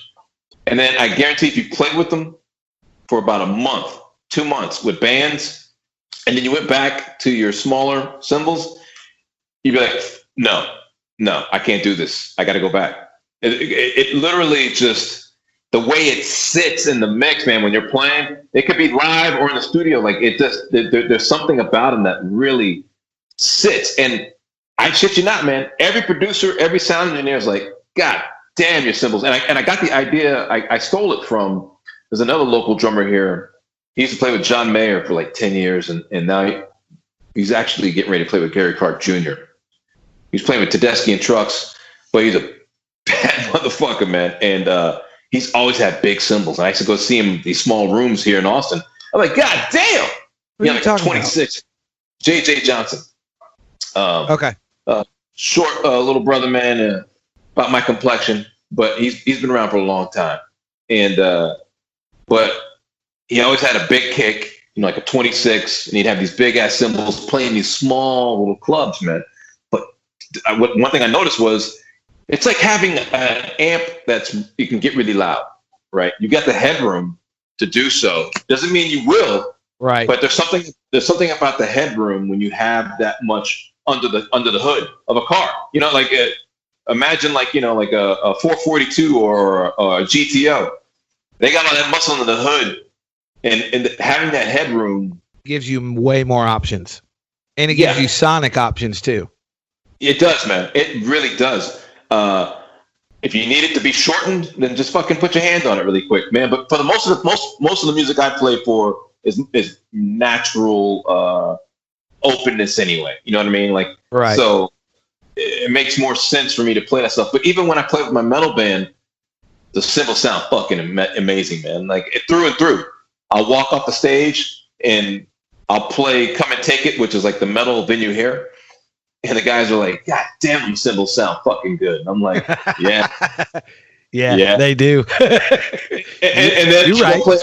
And then I'll go play a blues gig after that. And I'm like, God damn, those cymbals sound good. Like my cymbals universally there's something about them, the way I pick them and what I need out of them, man. I think it's very important that I think it's one of the most, and like this producer said, it's one of the most underrated and not talked about things when it comes to drummers is cymbals. Cymbals is the last thing they really think about. They'll go buy this drum set and then they'll go buy, like a Sabian, B8 pack. Right. You know what I mean? Oh yeah. And nothing against the B8 pack, but it's like, you got to understand something, man. Just save the money up. Save the money up, bro. Dude, save the money. You can make a mediocre drum sound pretty decent. You can't do shit about shitty cymbals. But you can't, exactly. You can't do shit with shitty cymbals. Nope. I know Pearl exports. You can go buy a Pearl export, right? Put some probably like an Emperor on that bitch, Diplomat on the bottom, tune them up, and it'll be banging. You get some bad cymbals, and they ain't nothing you can do. Ain't nothing you can do, man. It's horrible. No, it's so bad. I say save the money up, man, and just don't go buy the cymbals that you see everybody else buying because this drummer plays this and that drummer plays that. Go out and find. It's another deal, like it's an expensive lesson, though. That's the problem. Is depending on the person, it's really important to understand how you hit the drum, right? How you hit how you're hitting it is so important. Because it can mean you breaking shit all the time because you have really bad technique. Doesn't even mean you're hitting hard. It just means you have bad technique sometimes, and it's translating when you hit shit.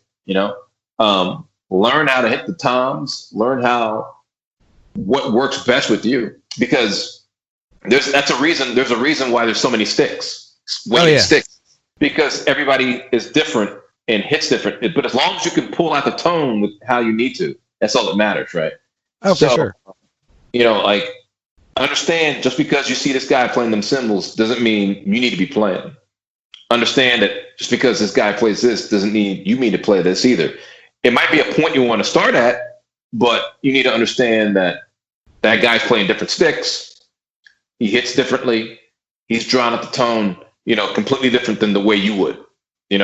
I never forget, I was doing this gig. I used to have this gig every Monday night down here at on 6th Street.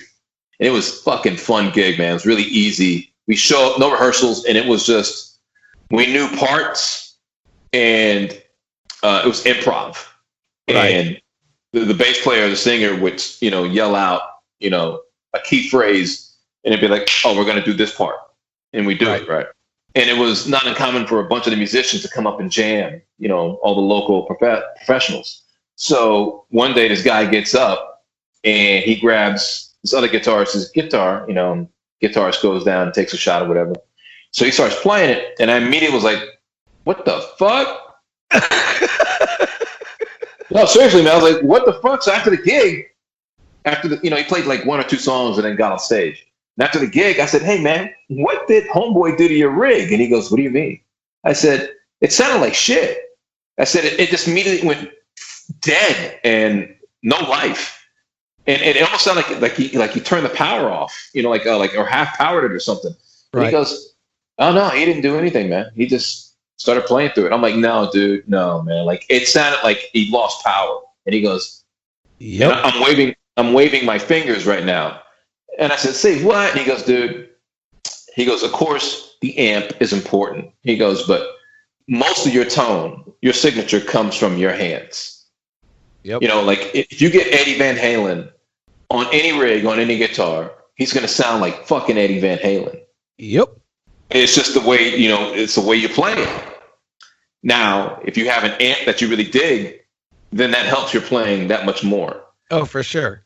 But he's going to sound like Eddie Van Halen or insert anybody else, B.B. King, these cats are legends, and they're legendary because they have their own thing, and it doesn't matter where they get on, they're going to sound it.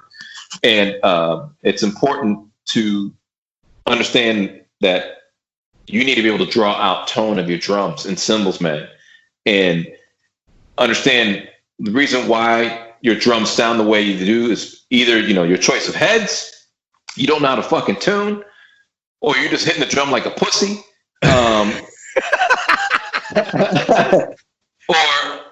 Or you could be using the wrong sticks, and it's because, this person used those sticks and now you're using them. It's like, no, understand. I went through a stick period, bro. Like, I didn't have the same stick for like a good fucking 3 years, man. I always had different sticks. I would buy, like 6 pair of this sticks or maybe a brick. Right. Check them out. And I'm like, yeah, I'm digging these. And then I would be at the drum shop and I'd be like, I dig these though. So then I buy these, and it took me a long time to finally, but I have 3 pairs of sticks that I use that I've been now using for the last probably, 12, 15 years where I've just been, okay. I was going to say, I didn't mean to cut you off. I think that's so, with all musicians, I think that's so lost that nobody gets into their gear and figures it out. See, I'm over here. geeking out that you took 3 years to find your sticks. I think that's the fucking coolest thing ever, because you weren't just sitting down going, "Ooh, okay, I got this," and then you're off to the races. You actually went, "This is cool, but you know what? This is kind of cool too. Hey, that's fucking cool. I like that." I don't think guys do that shit enough. And one of the things I used to teach my kids, and I've said this to any musician that'll fucking listen to me, you can, and it, mostly drums, you can take 10 drum kits, the exact same 10 pieces of gear, however you want to word it, the exact same pair of sticks, the exact same sheet music, and take 10 different drummers and sit them all down, and you're going to get 10 fucking different things every time. And I just don't think guys research shit enough, and they don't know their gear well enough, and I don't think they even don't take it. I think they don't want to take the time because it is fucking tedious. Trust me, you know as well as I do. That shit's tedious as hell to take a drum apart and put it back together and put this head on it and then try this tuning. Fuck, that head doesn't work. I had a rig. In fact, I still have it. I don't play it anymore. I had a rig that I bought. I got a killer deal on it, and I've had this rig for, I don't know, 24, 25 years. I've had it forever. I won't play it anymore because I can't get parts for it. But I bought it. I put Remo pinstripes or something on it, and I absolutely fucking hated it. Hated it to the point where I was about to throw them outside and say, just fucking come take them. A buddy of mine said, "Hey, have you tried Evans?" And I said, "What the fuck are Evans?" I didn't know anything. It was 25 years ago. He said, there's another brand of heads. Just put these on there. I don't remember what it was. It might have been their Generas, their old Generas, which are now the G2s. I'm an Evans guy now. But point is, I put the Evans on there, and I kind of did some tuning tweaks, and I went, oh my God, this is not even the same fucking drum kit. How is this even possible? And from that point on is when I figured out how to tune, take my time. Oh, if I go down an eighth of a turn, it actually makes a fucking difference. And I just don't think enough guys do that shit. And I think a lot of especially in the metal stuff with what you're talking about, I think a lot of that shit would be solved if they would. Dude, take an hour a day and figure out your fucking instrument. Just do it. Well, unfortunately, a lot of these cats, they get those kits, and shit, man. I've been in the rooms where they're like, "Hey, man, can you come over and help me tune?" I'll tell them what heads to get, and then I show up, and the kit is probably like 3 years old at this point, and they still got the same fucking heads they had on there when they bought it. Like the factory heads. I'm like, dude, right. No wonder you're unhappy, man. Like, yeah, this is, like, you should immediately pull the heads off of this bitch. When I got that Dixon kit, I literally, I went through probably about 4 or 5 different head combinations before, I was like, all right, it's going to take this bottom head. I used Diplom ambassadors for the longest, and then on this kit, I got to put diplomats on the bottom, and yeah. But you took the time to figure it out, and now you're not only are you happy with it, it's part of your sound. It's exactly what you were talking about earlier, and I just don't think enough guys do that shit. No, they don't. They don't. Unfortunately, they don't, man. And that goes. I mean, this is a tangled web right here, because you're talking about. Sometimes I believe in, hey, man, doesn't matter, just fucking play, right? Right. And then there's times when, like, no, it matters. Your stuff. You know what I mean? Like, there's cats out there. I'm gonna give an example. Like, there's cats out there that got the best equipment. You can tell they got some money. They got a probably good day job, and they buy all this gear. And but they're okay. And then there's cats out there. There's cats out there, man, that got some booty ass gear. And I'm not saying everybody that's got a good job that has a great kit, ain't that good. I'm just saying that cliche type exists. Cliches are cliches for a reason, my friend. and I would tell him, hey man, quit, shut up about your fucking gear. You need to practice on focus, on playing. Forget about the gear. You should have bought a CD700, and then you earn the. You know what I mean? Like, sometimes, man. Don't get me wrong. There are cats out there that are serious about it, but there are cats that are fortunate that they get like a $4,500 fucking kit for the first kit, right? And they're kind of like weekend warriors maybe, or it just sits there and collects dust. I think sometimes it's good to have good gear, but sometimes I think you need a shitty piece of gear to understand what and good also gear is really worth. What good gear is really worth, but also if you're really even interested in it. I agree. If you're not gonna, if you don't know, then don't spend all that money on a kit. Like just go out there and buy something that sounds halfway decent, and it's you can go find one for like $500, $600 used or whatever. Stage, insert whatever that entry level kit that every brand has. Right. And if you have fun on that and then want to pursue it, then go buy the $3,500 kit. Get better at it too. Just I got my my Gretsch kit is a Gretsch USA Custom, and it's the first brand new off the showroom quote unquote rig that I have ever bought. Every rig I've ever had up to that point has always been used. And I've had garbage and I've had nice shit. Don't get me wrong. I still have some nice shit, but that Gretsch USA Custom's like a goddamn Cadillac. But I had been playing for 26, 27 years before I bought my first brand new kit. I always bought used shit. What you laughing at? No. Hey man, sometimes I think it's really important for people to feel both sides. I know cats that refuse to buy brand new. I bought brand new once in the beginning. This Dixon kit is my second. Not to lie, Jesus. I'm lying through my teeth right now. There was a period where I didn't buy brand new kits, and then my last 3 kits have been all brand. 3 kits, and my last 3 or 4 kits have been all brand new. Gotcha. Yeah. I don't think there's anything wrong with either side of it because I've always had nice gear, but I do. The only reason I brought it up is because I agree with you. There are those guys that have shit piles of money and they go out and buy stuff, and you watch them play and you go, whatever. Man.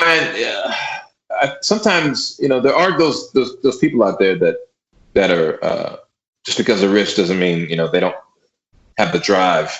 Because it definitely is what it is, man. When you're a musician, you either have the bite. It either bites you, and it doesn't matter if you're rich or poor or whatever. Oh, you absolutely. Just want to play. Mm. Like John 5 is a classic example. John 5, the guitarist, fucking believable guitar player. Yeah, and super nice guy too. Super fucking rich kid. He grew up as a rich kid. Super rich, like super fucking rich. Oh, hell, I didn't know that. Oh yeah. He grew up super rich, but is a monster. Fucking monster. You know what I mean? I used to go watch him play, and I lived in LA. He would play it's called the Key Club, and just blow my fucking mind, dude. That guy's badass. He's one of the guitar players, and we're not going to get off on a tangent because I'm about to wrap this up with you because I know you need to go.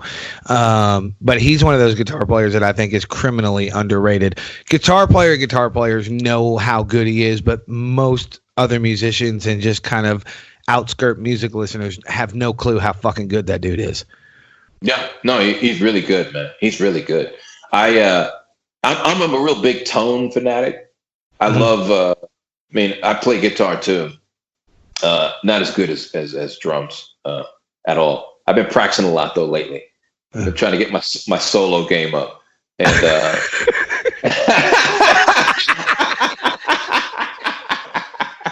I'm serious, man. Like I've been practicing solos for like the last 3 months now, man. I just ever since the Rona, just been sitting. I'll play some Alice in Chains, learn a couple of the Cantrell solos, and that's a good place to start. Yeah, because it's bluesy, it's accessible, but he's fucking badass. Mm-hmm. And I was not being sarcastic when I said that. That dude's a monster too. He's got some tasty shit. Oh yeah, bro. I love tone, dude. I really am into guitar rigs, man. Like every rehearsal, I still this day, any band I play with. Because I do a lot of session work. I'll call in, and the first thing I do is when I meet the band, I'm sitting there talking, and immediately look over at the rigs, and nice, right? And when I lived in LA, I actually worked at Wagner amps. Oh no shit! Yeah. That's actually how I actually started my own business too back then. And I used to manufacture high-end instrument cables, student cables, power cables. Yeah, yeah. You didn't know that about me. See, I'm not as flattered anymore. I thought you loved me, but you don't know shit about me. But no. Motherfucker, I told you when we started, I don't know shit about you. You can't use my own shit against me. It doesn't work that way. Besides that, it's my show. No, you're right. So, I literally, no, dude, I was in LA. Short story. I wasn't having a lot of luck out there playing. Right. And I got frustrated and started my own business at the behest of the manager of Wagner, telling me I need to start my own company making cables. I'm like, get out of here, man. He goes, dude, because I wired up all the speaker cabinets there, testing them out, but I also made cables in-house, right? Right. For, like if somebody came to Jay Leno, needed an amp, cabinet, cable, whatever, we give it to him. And so I was always making that shit. And my boss was like, dude, come up with some badass shit, make a cool name, boom, you're off to the races. You work for Wagner, and he was right. It took me a minute. I'm like, I'm a drummer. Fuck that. I'm not going to do that. And then I was like, yeah, I'm going to do it. And I did it. And within a year, I had distribution worldwide. Nice. I had distribution in Japan. Cause I worked at Wagner, man. Like, dude, connection is everything. Oh, for sure. I'm getting ready to. I don't know if you know this, but I got my own channel, right? My own YouTube channel. Yeah. And I've been making like review videos and stuff like that. Yeah, I watched your one on virgin kicks versus non-virgin kicks.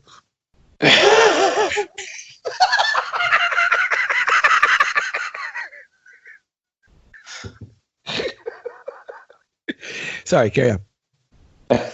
I got no comment. You got no comment? No, I got no comment. So, virgin all the way. Virgin all the way? Virgin all the way. That's why I said I had no comment, because I knew that was coming. I did Virgin for the longest, man. I did Virgin for the longest, and then I got tired of. I do not like setting up.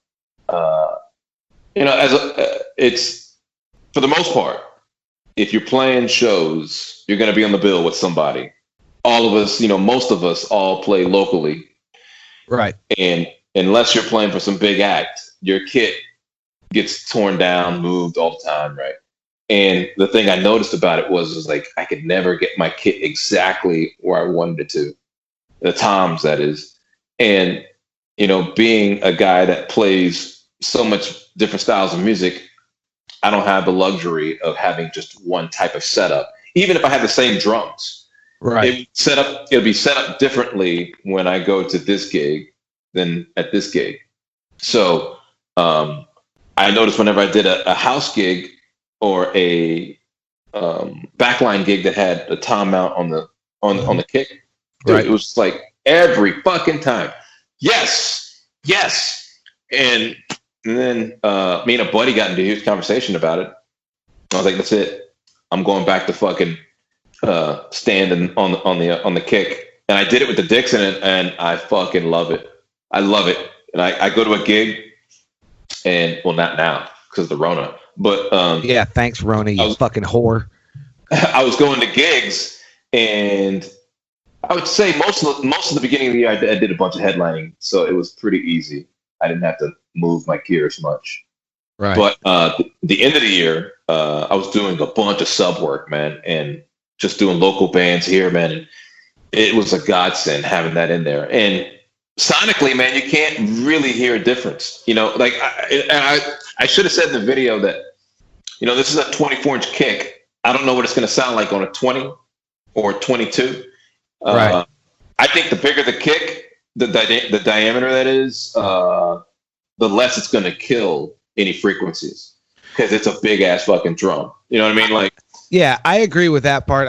Sonically, nobody's going to know. Just like nobody's going to notice if you leave your fucking easy for me to say. If you leave your beater buried in your head, nobody's going to notice. You're going to have one douchebag at the back of the room with the Impress Me Bro stance, and he's going to hear it because he's a fucking douchebag. But other than that, nobody's going to be able to tell the difference. The reason I like a Virgin so much is because I've already told you I'm 5'9.5" on a good day.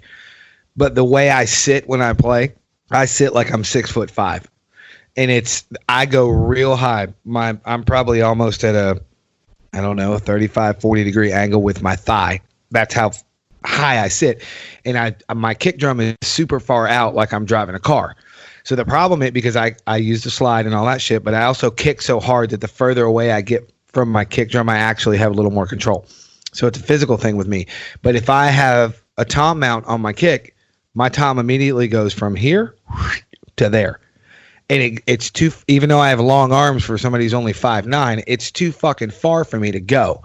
And I only use one rack anyway, 99.9% of the time. So I just throw an air stand. That's why I don't like a Virgin. Why is your kick so far away? I sit really far back. If you go, and I'll edit this out because I don't want you to think, or anybody else to think I'm plugging my videos and shit. If you go on either my Instagram or my Facebook, dude, I'm kind of an arrogant prick. Whatever. I don't give a fuck anymore. I'm too old to care. But if you go look at my videos and look at the way I sit, you'll see what I'm talking about. I sit really far back from my kick drum. And it's because I ergonomically and physically, if my knee is right above my foot, I feel like I'm just stomping down. I don't feel like I have any dynamic control of my pedal. So if I go further back, my foot can move if my knee is further back from my foot. I feel like my foot can move and I have more dynamic control over my pedal. I can go real soft. I can do the thunder thing. I can do the slide technique. I can get all the triplets out and all that bullshit. That's why I sit so far back. Yeah. Your knee shouldn't be above your foot anyway. That's too fucking far, man. Oh, yeah. No. Well, I was just giving you kind of the ergonomic of how I started to sit far back. And that's why I don't like a kick with a mount in it, because it's, well, God, motherfucker, that's too far. Because I also, and I know it's a video, see how my arm is? I do not believe in that. I ain't reaching for a fucking thing. You know what I mean? I'm not doing shit. I don't want to do any of that. I want everything right here, right within my reach. You know what I'm saying? Yeah. No. I think it's interesting. It's interesting physically how people set the drums up and the cymbals. I actually put my cymbals far away because I got really long fucking arms. Right. So doing this, if I hit my cymbals here, I'm hitting the edges as opposed to, you know what I mean? Like if I want to get the belly, if I want to get the belly of the cymbal, they have to be out. Yeah. If I hit like this, far enough away for sure. I'm just not. I don't like the extension, like where my elbow is popped because my arm is so. No, it shouldn't be like that. Yeah. I hate that. I can't play. I was really lucky and fortunate that I didn't, like I said, I didn't have bad habits in the beginning. I just needed to do some other things correct. Right. But I had really good understanding of how to sit at a kit, right? Ergonomics. I was always kind of into ergonomics, and I really got into it once I started getting into it. But that's one of the things I would do is I would sit down with just the snare drum, and I'd have that in front of me, and then all right, let me put the kick down. And then I put the kick down. Like, okay. And this is all without moving, right? So like I'm always going to be in the same position. So it's like I put the kick down right there, and then a hi-hat stand, then the tom, floor tom. All right. First crash, ride.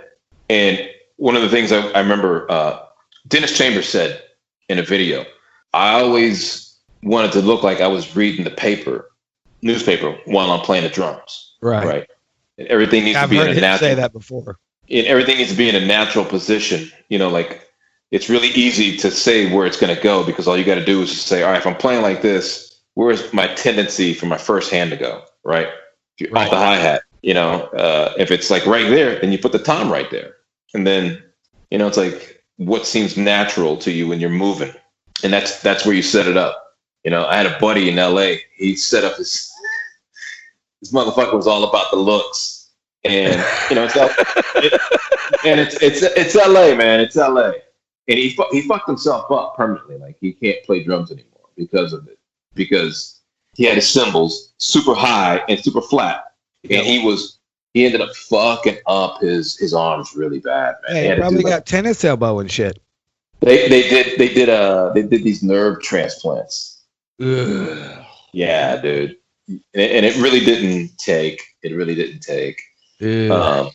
sucks. Yeah, I hate to hear that shit. Yeah, but man, people don't understand. Like they want it so badly, and they're in denial. That's what I was talking about earlier. Being in denial, man. It's like I will make my set look cool, but it's gotta be for my comfort. Right. The drums are such a physical thing. They're the most personal instrument ever fucking created in the history of ever. And you really need to understand how your body moves, right? Yep. One of the things I'm been doing for the last week is I've been developing lesson plans. I'm getting my website ready and start selling lessons, and I'm talking about setup, basic stuff, but understanding how your body works. Everybody's body's different, right? Or not everybody's. Yep. There's only so many body types. And you need to understand your body type and what works best and how you move. Watch yourself in the mirror. You know what I mean? Oh, for sure. That's one thing I did when I said, all right, I'm gonna become a professional. I went out and bought me a cheap, I never forget this, cheap plastic. It was plastic frame, but it was still a mirror. It was real glass, and from Walmart, right? And it was probably about this wide and probably head level. And I put it next to me, man, in my living room, and I would just practice. And stare at it. Yep. And then I'd sit there with my hands. Did a lot of hand technique, and I would sit there and watch and make sure that I'm relaxed as fuck. And to this day, even if I'm nervous, I get called for a gig. I'm like, fuck, all right, yeah, I can do it. I can do it. I can do it. I'll try to learn the tunes in fucking 24 hours. Right. And you show up to the gig, and it's like, okay, how's this gonna go? All right, boom, boom, boom. Start reading the charts, and you're on edge. You're not able to sit back and relax like you normally would. Right. When you know the material, Yep. So you sit there, and you're plenty of those calls. Yeah, you're literally a little on edge, So you sit there. At the end of the gig, somebody walk up to me and go, "Dude," and I'm not saying it's toot my own horn because I'm not playing fucking rocket science. It's not like I was playing with Alan Holdsworth. I'm playing some singer-songwriter, or I'm playing country rock, or I'm playing R&B, whatever it may be. Right. And without a doubt, every time, or not without a doubt, but without failure, somebody walk up to me and go, "Dude, you look so relaxed when you play." And the funny thing was, like, I didn't feel relaxed tonight, but I make it a point that I practice so much being relaxed that, man, if you want the drums, because the drums is all about feeling good. Oh, for sure. Feeling good while you're playing it, but drummers need to understand their role, man. They really do. It doesn't matter, maybe other than death metal, because you ain't gonna be grooving to that shit. It is important. I'm gonna send you to death metal therapy. It is important, man, that you have a good feel. Absolutely. You have to have a good. The drummers need to understand your role as a drummer is to keep the groove, you keep the time, and you keep the feel. If you have no feel, then what the fuck are you doing? If you have no time, then what the fuck are you doing? You need to focus on both of these and understand you are there to be the driving force behind the band and provide a feel. It's just not about the note you're playing. Understand how to place that note down. I've actually taught, I've given lessons to people like, look, man, you want to play like me? And they're like, dude, I want to play like you. Like, I'll play just a simple groove, but it sounds so stiff. I'm like, because you're fucking stiff. Right. You need to understand, you need to relax. You need to practice being relaxed. You need to practice on whipping. You need to practice on, if you want to sound like me, that means understanding how to whip the stick into the head, into the cymbal. You know what I mean? You can't sit there and go, cut, cut, cut, cut. Yeah, it doesn't work. It doesn't work. And, and for anybody that can't see, I was moving really stiff instead of whipping my wrist. I use So I'm sorry. Go ahead. I use real big sticks, man. I use big sticks, and I let them do the work. I play Vic Firth metal, and the ones that look like matches. The red tips. Those are the plastic tips. I don't use wood. I use wood tip, gotcha. And it's just but the plastic tip is the one with the red. Yeah, but just imagine that one, but with just a wood tip. It's fucking huge. Gotcha. Yeah, those things are huge. Yeah, man, and I love them. I love them. I can move all around the kit, no problem, because I'm bouncing like a motherfucker off of them. Right. What I was going to say a second ago when you were talking about whipping and you were doing your hands like that, my amazing wife will go watch somebody or something, or we'll go watch one of our friends, and she'll look at me and she'll go, "That boy's got some pasta in his diet because he's got that fluid motion." And then we'll go watch somebody else and she'll go, "That motherfucker needs to eat some skitty because he is stiff as a board." Shit makes me so happy. I love it. Man, drummers, dude, you're only any band. It doesn't matter. You can have an okay guitarist or maybe a somewhat okay bass player or somewhat okay singer. But if you got a somewhat okay drummer, your songs just really suck, man. Like, yeah, it's hard. It's really hard, man. You know, drums are there to drive. People need to understand that philosophy as well, man. Drums are there to drive. Even in a ballad, it's still a driving force. It could be brushes. It's still a driving force. Yep. You know, don't sit back there and piddle paddle or be afraid to drive the bus, man. You know, it's like when I get on the gig, I don't give a fuck who it is. This is where it is, and this is what I say. You know, then I can, of course, you know, like if they tell me the grooves at, 150 beats per minute, that's a different story. But right. When I start playing, you're not swaying me from anything. I'm not going to move. I've had bass players that, like, they slag or they rush or the guitarist does that. And I'm like, nah, it's right here. Follow me, motherfucker, because this is where it's going to stay. I am the boss. Yep. And people need to have that attitude when they're playing, man. It's like, no, man, no. And understand, don't be that arrogant if you can't do it and you think you are. Right. You know what I'm saying? Yeah, like, don't do that shit. Don't do that shit, man. I do this only because I've been doing it for a long time, and I know for a fact that my shit is solid when I play. So, right. You know what I mean? There have been times, man, where I've questioned myself. I'm like, the fuck am I the one that was off? I'm like, nah, that wasn't me. Was that me? Nah. Was that? Nah, wait. I look at somebody and be like, hey, man, was that me? Was I behind? Nah. All right. I didn't think it was. In the last couple of bands I've been in, I've started them and I run them and all that shit, and I've been using some tracks. The band I was in that I just ended a couple of years ago was really heavy with backing tracks because we were doing a bunch of 90s pop and 90s hip hop and shit. So I'm playing to the click, and I used to do backup vocals and playing drums and blah blah fucking barf kill me. But the cool part was I would have nights where I would get off of the track and I'm looking at my pad like there's something wrong with my Yamaha DTX 12 going, the fuck are you doing, man? Like that thing had the issue instead of me. And then I'm listening and going, where's the click? This thing stopped fucking working. That's how shitty I got for a minute because I was, no, fuck you. The machine's wrong. I'm not wrong. And then my guitar player's turning around going, dude, where are you? I'm fighting inanimate object over here, motherfucker. Keep playing. Don't you fucking worry about it.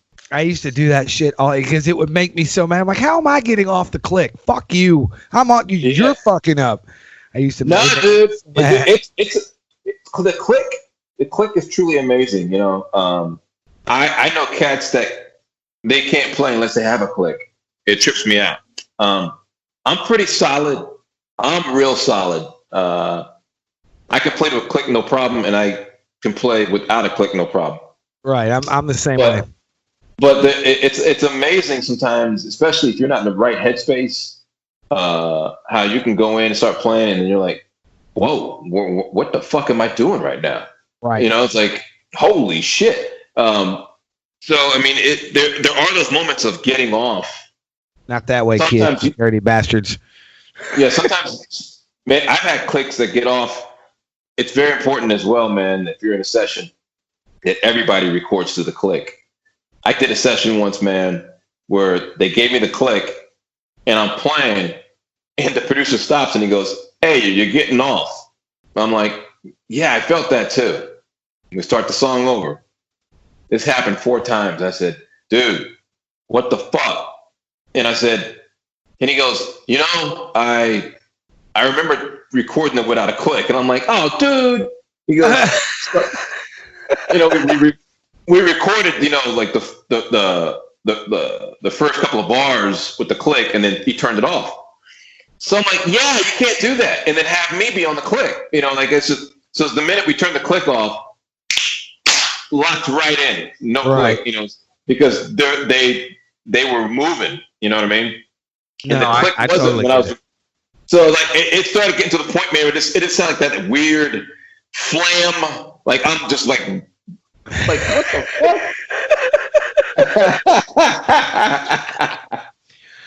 I'm gonna tell you this story, and then we're gonna wrap this thing up so you can get to bed. We did a show one night, and it's a Carrie Underwood song that we do in my band called The Swerve, and it's Church Bells.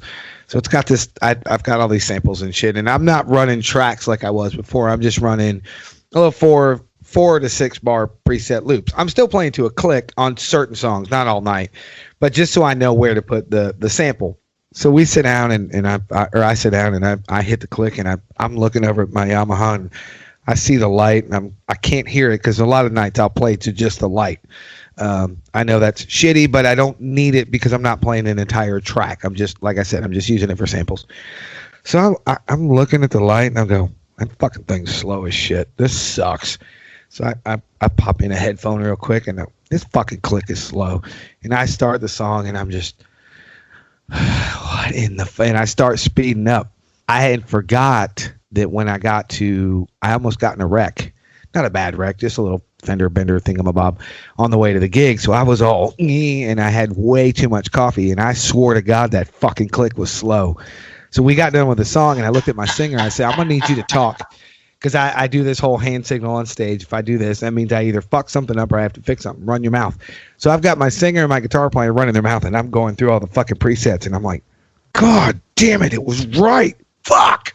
Made me so mad, because the reason I tell you that dumb story is because exactly what you just said. If you're not in the right headspace, that will fuck you up too, because that click does not move. That bitch is a machine, and it is designed to do one thing, to put you in your damn place. And that just happened last year, and it's, you kind of, I shouldn't say you, I will say me, because I'm so good at playing to a click, and because I'm so good at not playing to a click, as far as not moving, I don't fluctuate very often. It very rarely happens, and I don't say that out of arrogance. Like you, I've been doing this for 30 fucking years. I kind of know what I'm doing. But you get that night where you're off because you've taken it for granted for so long that you can do it. And then you swear that there's something wrong with the machine, or there's something wrong with the click or the metronome or whatever you're using. And you go, oh, maybe it is me. Maybe I just have been taking this for granted for so long, and maybe I had a fucking shitty day. And you don't realize it because you get you don't realize it because you're in that headspace of, yeah, I can do this. Exactly what you said. Hey. And you start questioning yourself. Hey, I'll say this, and this will be it. I was in his band. And it was click was everything. Right. And, you lay down on a bus all day. You just lose energy, man. Oh, yeah, for sure. So before the gig, I would slam a Red Bull, I'd slam the Red Bull, and we get up there on stage, and I'd push the click, and I'd just be like, 1, 2, 3, 4, and just start playing like, slow the fuck down. Because literally caffeine just kicks in right as I'm starting to play. I'm like, 1, 2, 3, and the click is like, and I'm like, 1, 2, 3, 4. Like, oh fuck. Yay, it's not just me. Yeah, man. Caffeine, if you're gonna do any type of stimulus, do that, a good 45 minutes before the show starts, man. Do not slam a Red Bull right before you go on stage. No, that's a bad idea. Brother, before we get out of here, do you want to plug all your shit where everybody can find you? Yeah, man. So right now I got a YouTube channel. What's it called? Brian Christopher Mendes. Motherfucker, I know you ain't asking me. I don't know shit. Right? It's Brian Christopher Mendes, and I do reviews. And basically some reviews. I've done several reviews for like Remo and Warm Audio. I'm doing some Warm Audio mic reviews. But actually, those are not reviews. These are going to be how-tos on how to record with a budget. Gotcha. And only a certain amount of mics, right? and how these mic techniques. And but yeah, man, YouTube, and then of course Facebook, Brian Christopher Mendes. Everything's Brian Christopher Mendes. My Instagram is Brian the Christopher, if I'm not mistaken. Yeah, Brian the Christopher. Look out for me because I'm gonna have a website coming out soon, and I'm going to be basically giving lessons. You'll be able to buy package deals. It won't be one-on-one. It'll be I shoot a video, upload it, and I have a bunch of sheet music that I've written out, exercises and all that stuff. Right. And like in-depth videos of posture and how to get the whip and proper setup. But there's going to be plenty of exercises to do. Man, I'm doing this one exercise that I love. I've been doing it for years, and I finally putting it down on paper. I'm like, this is actually kind of fucking fun, So it is. When I was teaching, I have a notebook. I still have it. Yay thick, which is probably, I don't know, 140, 150 pages of shit that I've written it all out. And some of it I've written out and used Finale for and printed it out, and it's all fucking pretty and shit. But it's cool when you have patterns that you've done for so long and then you actually write them out and you go, not only is this fun, but this shit's fucking cool. And I came up with that. I like that kind of shit. Yeah. Yeah, man. It's fun. And I do like teaching. I only like teaching the people that want to learn. That's why I quit teaching, dude. I got tired of babysitting. I said it the day I quit teaching, and I still say it. I got tired of babysitting. I'm not a fucking babysitter service. Yeah, man. Like it's if you're passionate about it, I'm just as equally passionate. If obviously you got pushed into doing it, then don't do it. Nah, fucking beat it. Get out of here. You're wasting your time. You're wasting whoever's money it is that just spending it, and you're wasting your teacher's time. Yep. 100%. Because he can find somebody else that take your spot that really wants to do it. Yep. I agree. Well, dude, I appreciate the time, and I will be sending a bunch of people your way. And please, y'all watch this motherfucker's videos, because not only is he cute, all right, he's kind of cute. He's a funny fucking dude. Brian, thanks for hanging out with me, brother. I appreciate you taking the time. Yeah, man. Thanks for having me on. I'm glad you contacted me. Absolutely. Thanks for answering. I wasn't being a weirdo stalker or anything. Yeah, you're kind of weirdo, Oh, I didn't say I wasn't a weirdo. I said I wasn't a weirdo stalker. hey, real quick, man. When the first time I saw your profile picture, I thought you were black, dude. You had this profile picture. Oh, the one with my arms crossed, like this one. And it's like black and white, right? It's like it's in the dark, and the way it looks, your skin tone. Yeah. I was like, is this motherfucker black? Like what?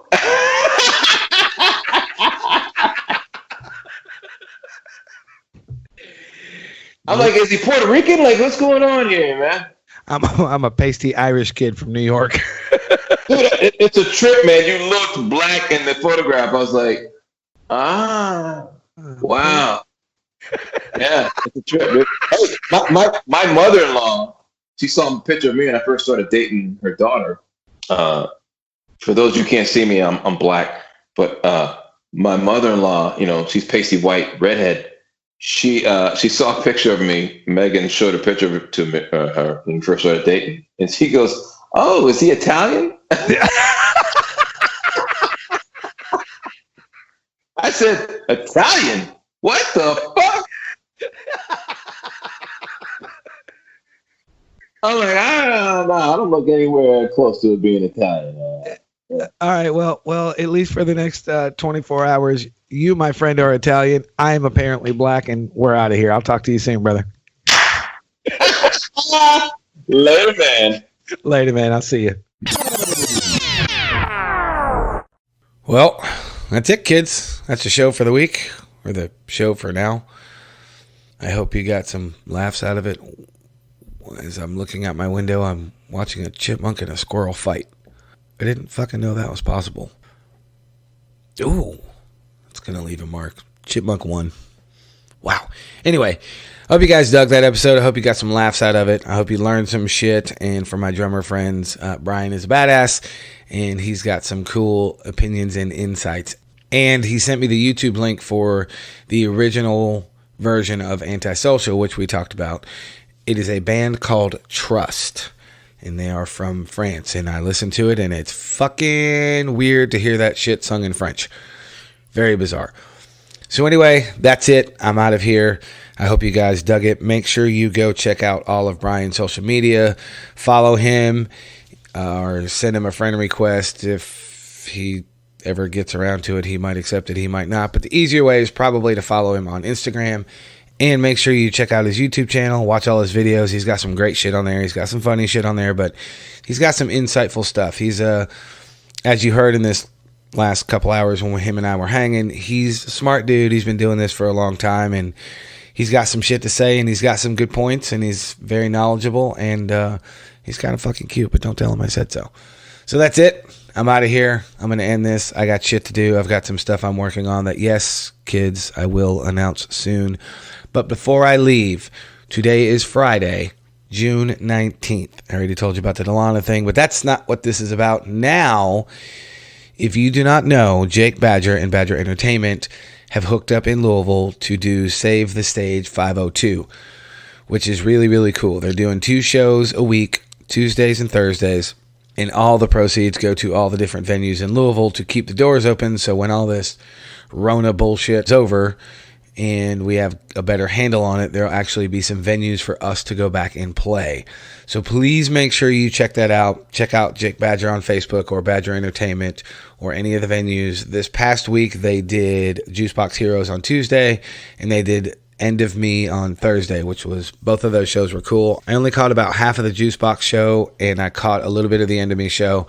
Production's great. Bob and his team are doing some killer shit. But June 23rd, which is next Tuesday, or this coming Tuesday, The Swerve, some little bullshit band I put together.